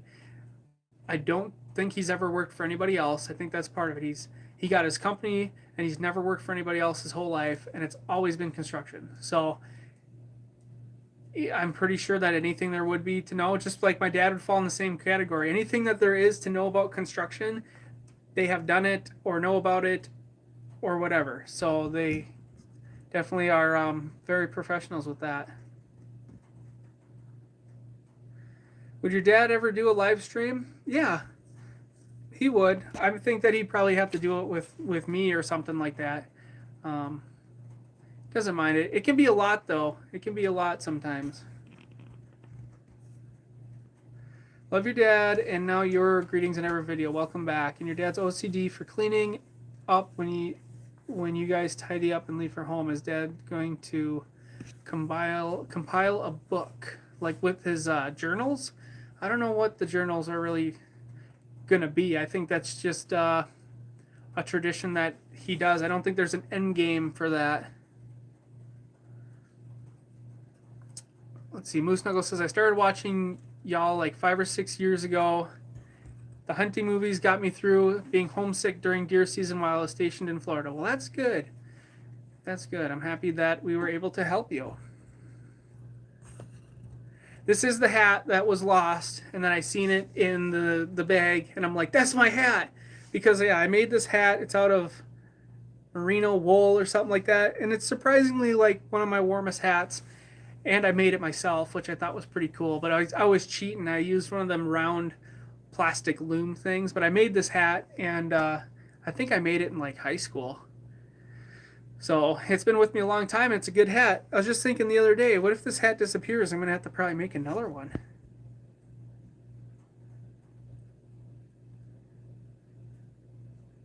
Will you take over the 10 videos when your dad retires? I don't think there'll ever be a need for that. I don't really see dad retiring from YouTube.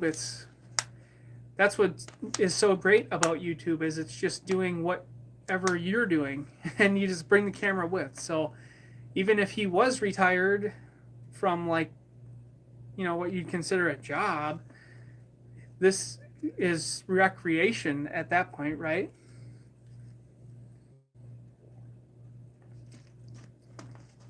Thanks there, NPC 007. Let's see. Let's see. Love you guys. Keep up the great work. Teach me more about engine repair. I haven't had too many engine repair things come through. I have some, I guess, that I recorded that were like for customers and stuff, but I haven't had any of my own like little projects going on, and haven't heard of any coming down the pipeline. So, um, yeah, I don't know. I need to do some small engine stuff, I'm sure.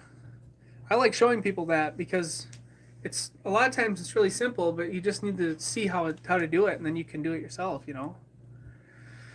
Are you going to help your dad with the guest house at all? I offered a few times to give him a hand, and never. I mean, I borrowed him that sheetrock lift. That thing's a lifesaver.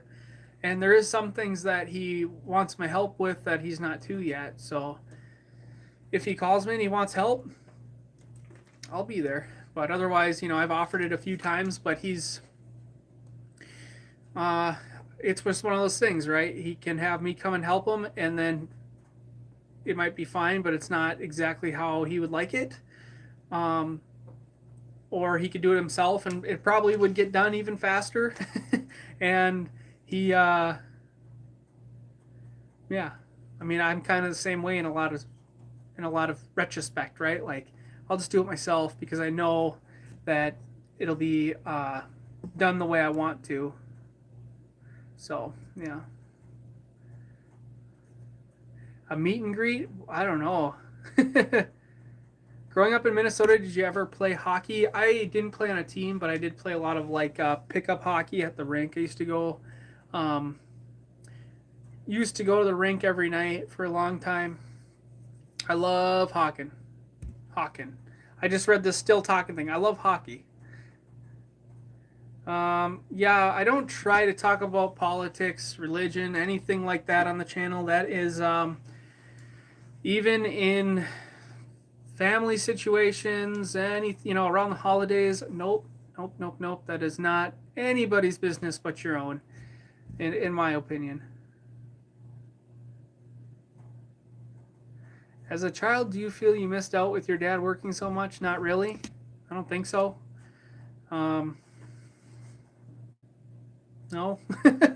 Like I said earlier, with him having his business and for my mom having her business, a lot of the time was spent working together.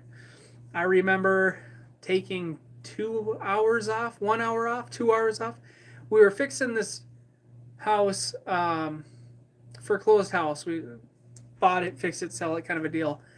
And I remember taking an hour or two off, and I brought my sled because it was on this big hill, and I took a couple hours off so I could go sledding. And then that same house, I was like, I'm gonna make everybody breakfast for lunch, and I'm just like this young kid. And we had this big fry pan with a wooden handle, and I'm out in the garage, and it's smoky because I'm trying to make like sausage links and stuff. And the garage door didn't work yet, and the handle, because I was using a propane cooker, the handle caught on fire, and I had to run it through the house. Oh, I'd go throw it in the snow.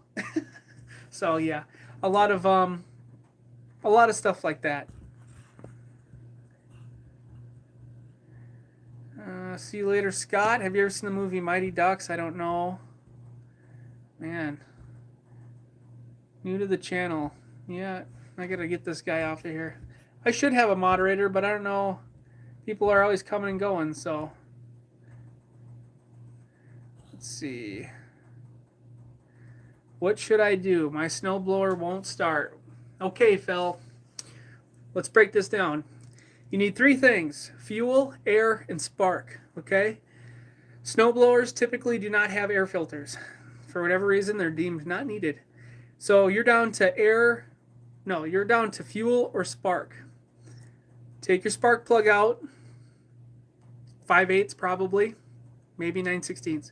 Take your spark plug out, leave the boot on it, ground it out against the top side of the engine. Don't touch it, okay? Pull the engine over, make sure that like if it has a key, it's on, or that if the throttle's all the way down, it's up, so it's not grounded out. Look for spark. If it has spark, that's done. Okay. If it doesn't have spark, maybe you need a spark plug. It's probably not the problem. Then you're down to fuel. If I were you, I would take a 10 mil, go up underneath where You're gonna have a little turn knob for choke. It's gonna be right by your throttle more than likely. Um, Up underneath there is the fuel bowl. It's probably a 10 mil. Loosen the screw, take it out, look inside, and see what's going on. Could just be water in there. More than likely, it's gonna look like the Grinch's house. It's gonna be all green in there. You want to wipe that out really good, and then there should be probably two jets.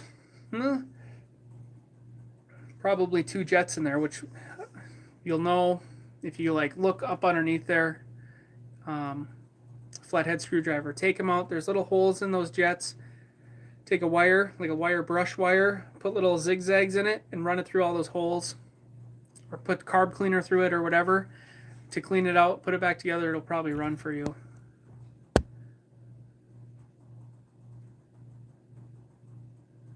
The funniest video I've seen, we get a lot of comments on that one.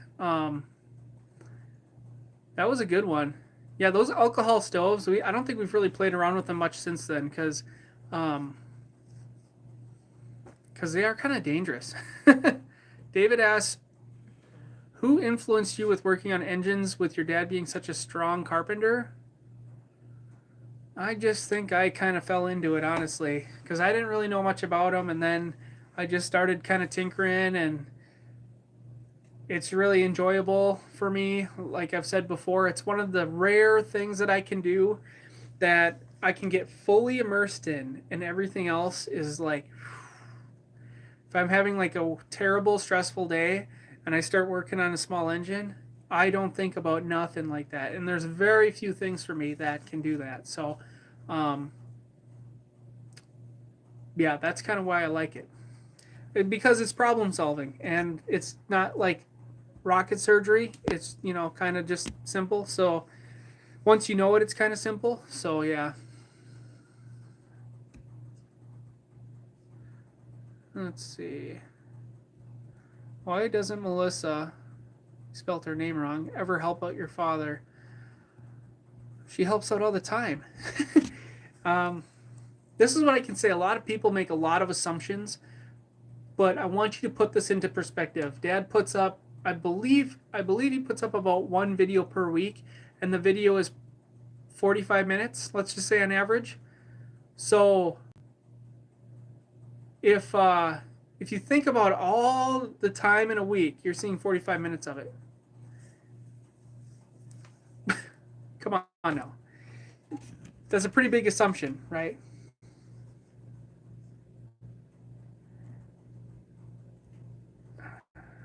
All right, let's see here. Let's see.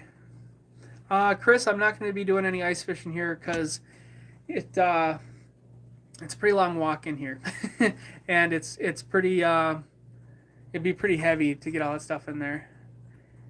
Yeah, I'm trying to get rid of Derek, guys, but he won't go. Oh, there it is. There we go. Hide user from channel. Now we will never see him again. I deleted his first one. Now he's gone. What's the cost of gas? $3.40, $3.39, I believe is what it was the other day. Steven, thank you. That's very nice of you. Thank you, Mark. CJ. Oh yeah, CJ's a good candidate for that. Come here there, CJ. Why can't I click on you? Although I don't have too much of a live stream left here. It's been an hour and 48 minutes. I can't click on you. There we go. Bingo. There you go, CJ. Oh, right on the mouth. Why does that happen? Okay, so we got to get way to the bottom here. Way to the bottom. Okay. You follow Small Engine channel on YouTube. Is that a channel? I've never heard of it. I've heard of Musty One. I watch some of his videos periodically, but like I've said before, CJ, cheers. Like I said before, I find his videos to be a little long-winded. Hey, there. See, Sammy's here. I'm gonna put. Sammy, see, you can be a moderator too. How big is the tent? oh, what was it? A 12 by 14? If you go back, I think Dad'll say it in one of his videos. The actual wall tent, I believe, is 12 by 14, but I'm not sure. Let's see. Favorite soda? I like Diet Coke. I like Mountain Dew, but I don't have it very often. Hey, Mark. I don't have it very often.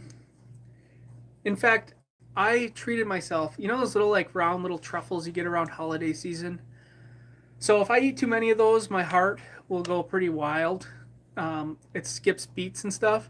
And the other night, this like a week ago, I'm just gonna have like 4 or 5, and I did, and my heart was skipping for 3 days. So I have to be really careful with how much like sugary caffeine I have because my heart will start skipping beats. So have a good night there, Kenneth. Let's see. Oh, I keep zooming in. Maybe that's why. See, you click the camera thing twice, and then I think you can zoom in. Does Joe drink coffee? No. I like coffee, though. I have never fished in Canada. I've never been to Canada. Yeah. I've never been to Canada. I would like to fish there. I heard that 12 by 16, that might be right. I've heard there's really good fishing in Canada, though.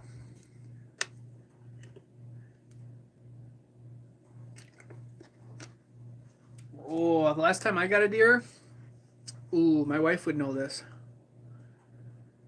Oh, it's been a while. I've had a lot of chances of roadkill deer, or like a lot of chance of hitting a deer over actually shooting one. But it's been a long time. I can't remember. 10, 11 years?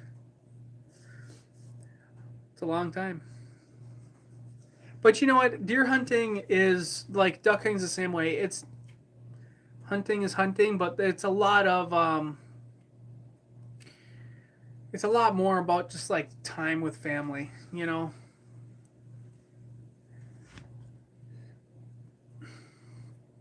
The Ford Ranger is gone. I got rid of that.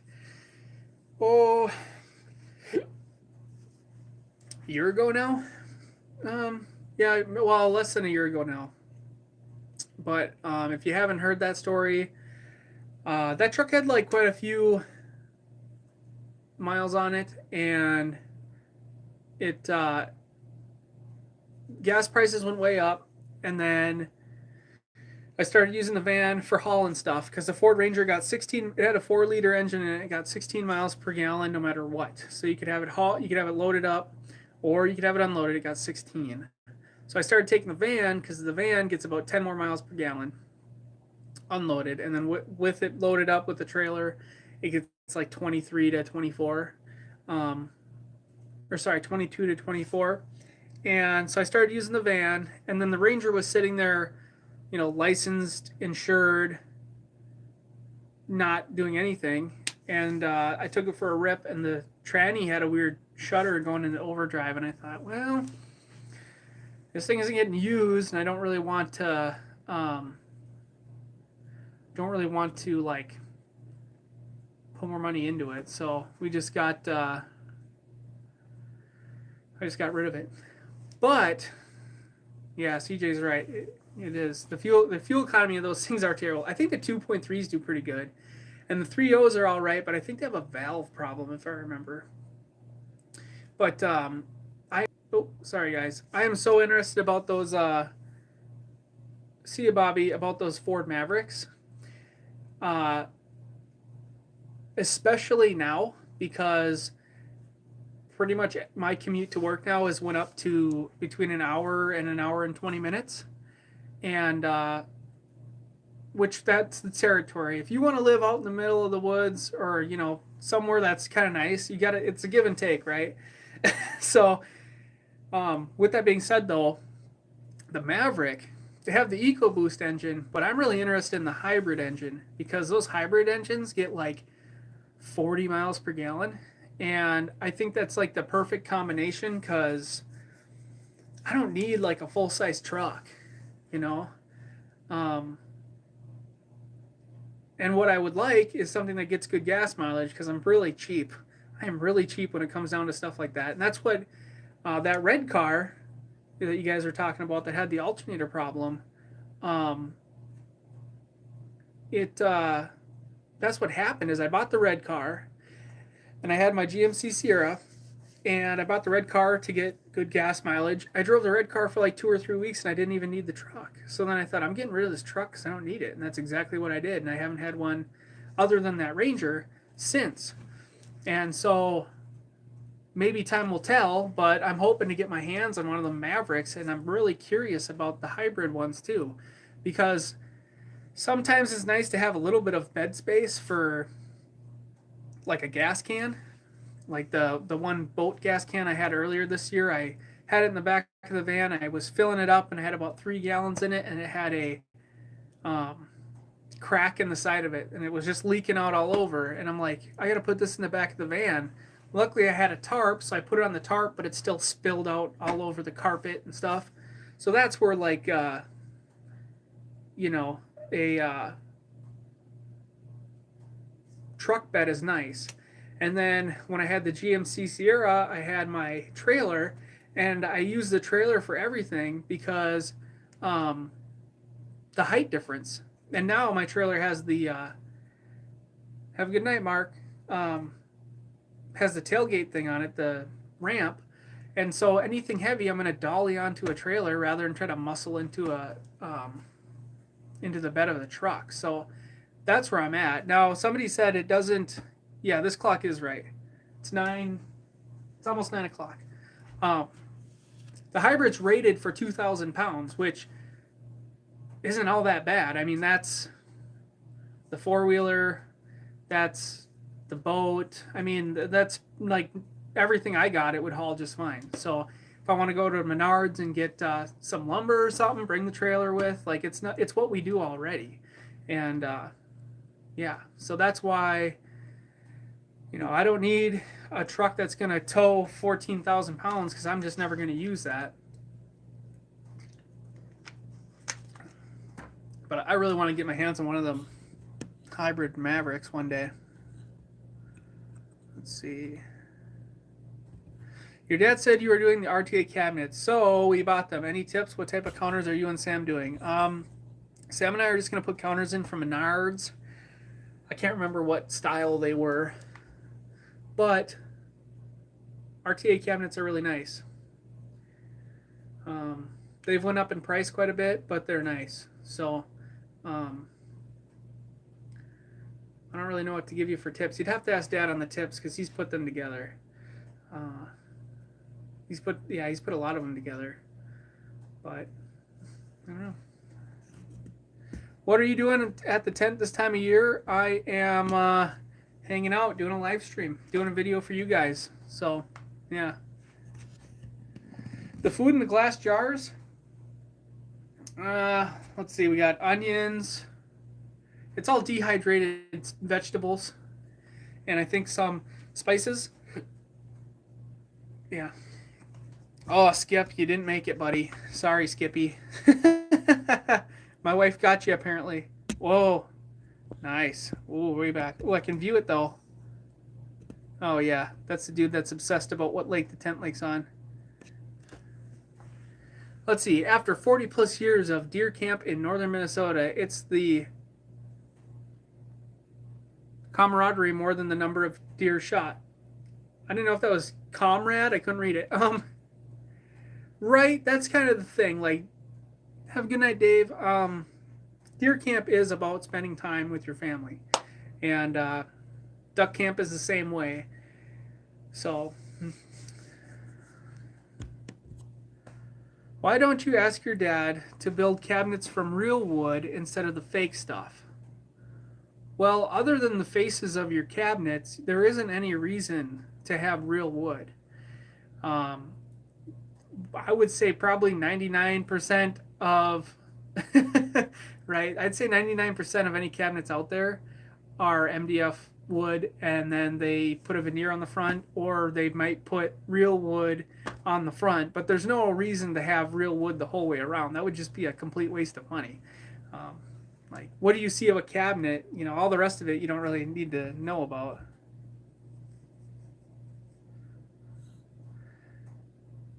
What else is back there? Just the shower and the freezer area. There's some storage stuff back there too, but yeah.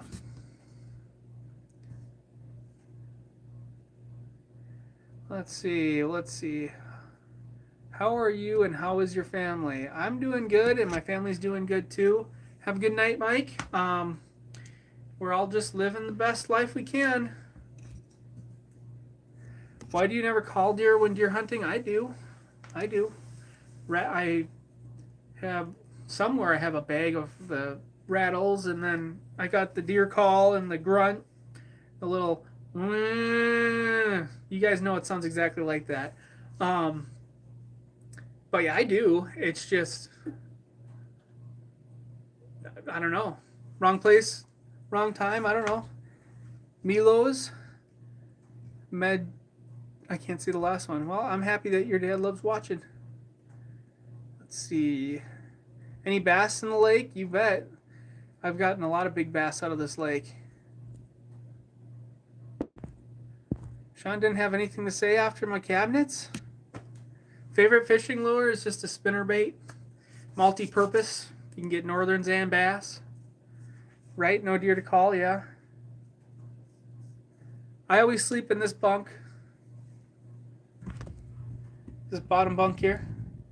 I always sleep there. That's the one I sleep in. Never the hide-a-bed. I'm sure the hide-a-bed or the actual bed is way comfier, but that's my spot. I like that spot because if you put your head in the corner, it's colder. So I like that spot. And right now it is 77 in here. It dropped down, and then the wood picked up, and now it's warming back up again in here. How deep is the lake? I don't know what its deepest point is.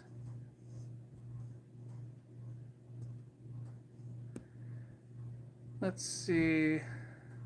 So we got 500 in. Is there walleye? Yeah, there's walleye out there. I did do a hammock camp on the island. I want to do a hammock camp on the island right now when it's cold out, but I don't know. I don't know what to put underneath myself to keep me from freezing. Because I know with my double sleeping bag and all my covers, I would be totally okay without anything. But I want something on my back, like a little blow up bed thing to lay on to put inside of my hammock or whatever. So yeah. This is my Walks and Wall Street backup stream now. Okay. Yeah.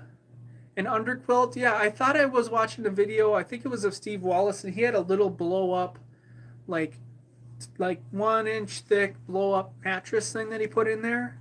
And then I thought I could get a couple of those emergency blankets and lay it underneath that just to keep all the heat in.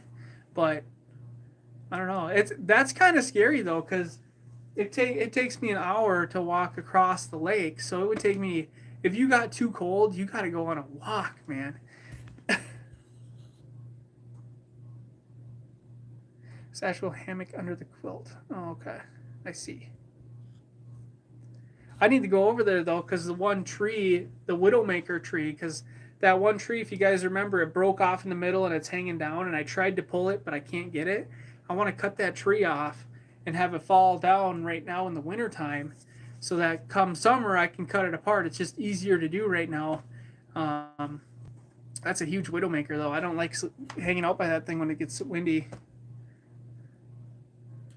Use a self-inflating mattress. The air ones get cold. Just use a USGI self-inflating sleep pad. Okay.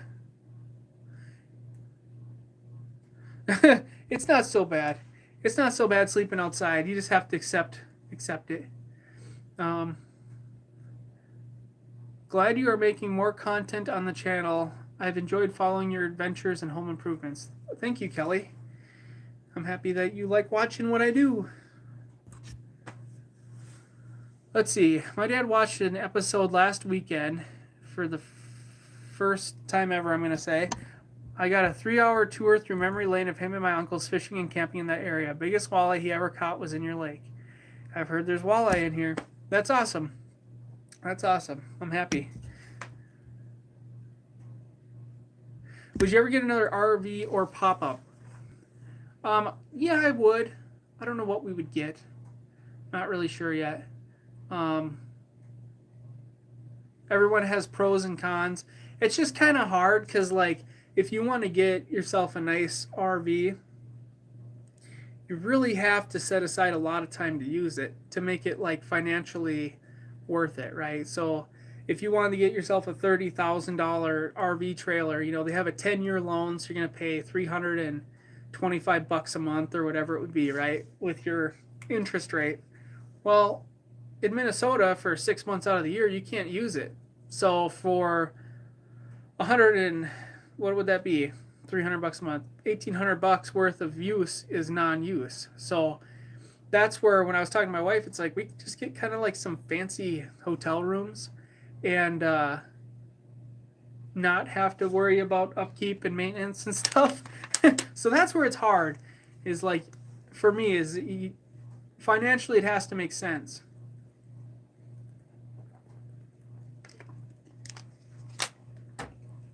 All right, let's go up here.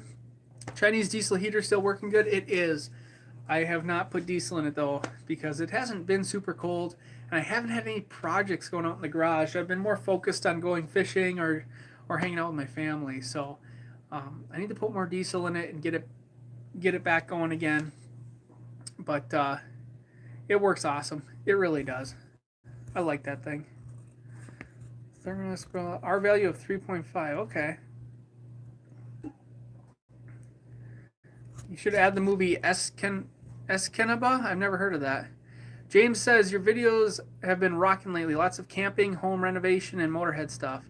Thank you, James. New RVs are crap. Argo or side by side? Side by side. See you later, KC. Side by side for sure. The Argo is a really cool thing, and it definitely has its purpose, but like, a side by side has suspension and probably comfier seats, and probably goes faster. And yeah, let's see. I did do dad work. I did work with Dad and Grandpa. Bring the puppy more. I would like to. I wanted to take her winter camping, but she's growing super fast right now, so I don't have a jacket for her, and I don't have little boots for her feet, and so she stays at home where it's warm. I would love to find a chunk of land somewhere around here, but there's nothing for sale. The roof on the tent is all good. 20-foot up asks if there's a moose hunting season. You can hunt moose if you are a Native American in Minnesota, but otherwise there's no more moose hunting opportunities for, like, in Minnesota. I think you maybe could go up to, like, what would it be, BC, British Columbia, and have some, but yeah. Craig asks, is there any gel up issues with Chinese diesel heaters if not used regularly? Maybe if it was extremely cold, but right now every gas pump that I've went to, they zip tie on these little plaques and it says winter blend. And I think winter blend is good to like 20 below. And the gas tank is inside the garage, and the garage naturally, even when it's 20 below, it's about 20 degrees in there. So it just never, if the tank sat outside maybe, but the setup that I have, it's not going to gel up. It would take something really extreme to gel that thing up. Any northern lights tonight? I don't think so.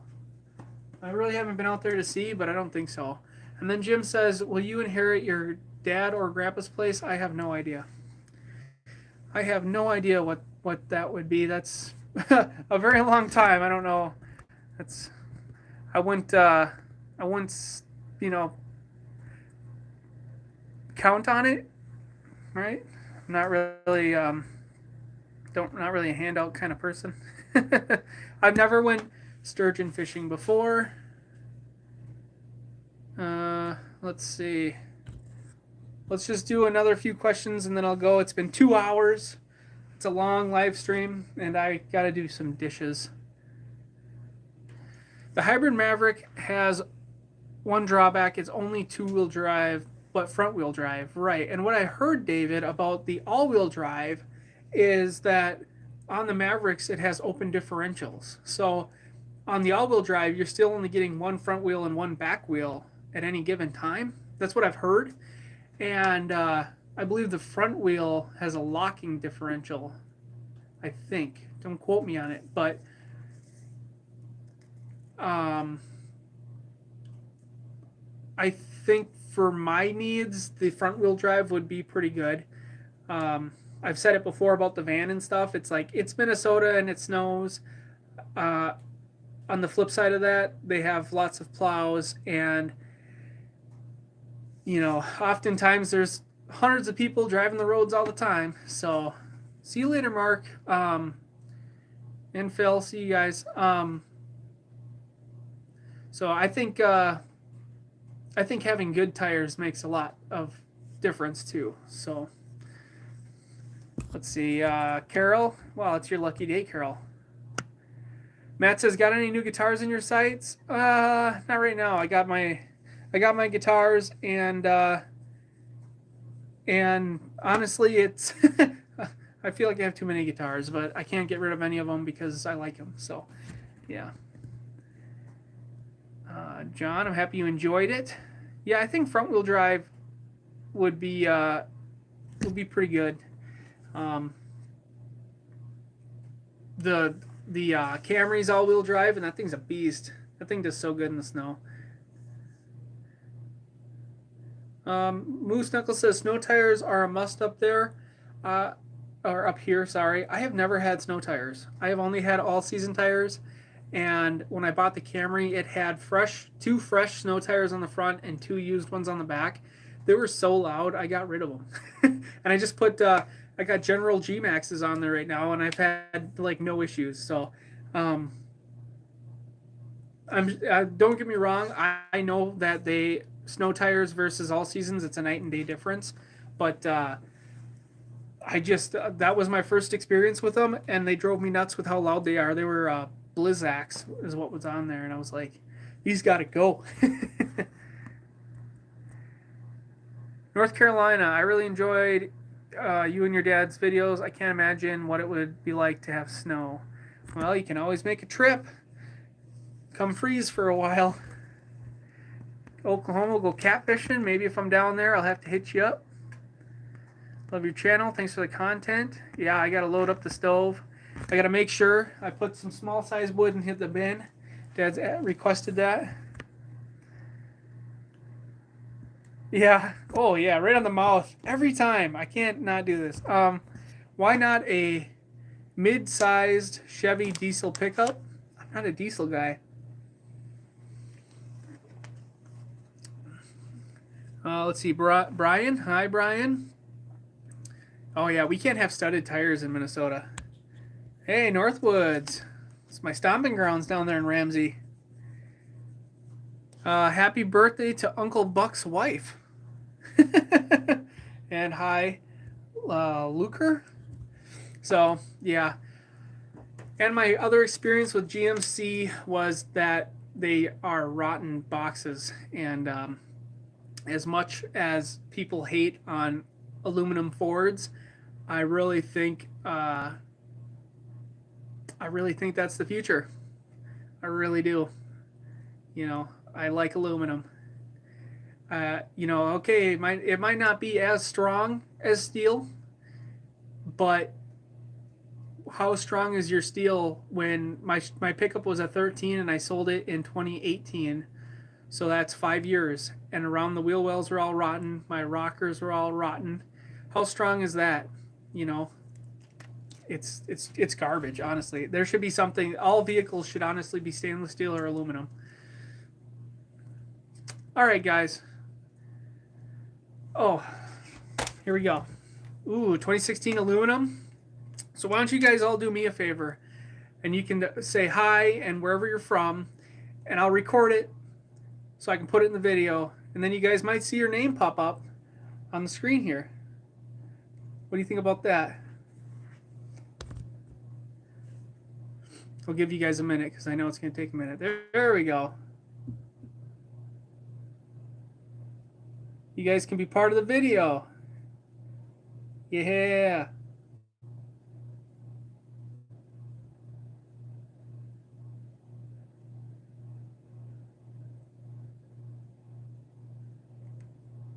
So there we go.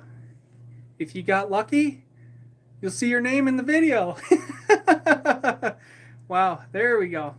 Okay, guys, I appreciate every one of you coming and being part of the live stream. It's been a fun time, 2 hours and 15 minutes. So, cheers, everyone, and enjoy the rest of your evening. Thanks for watching, guys.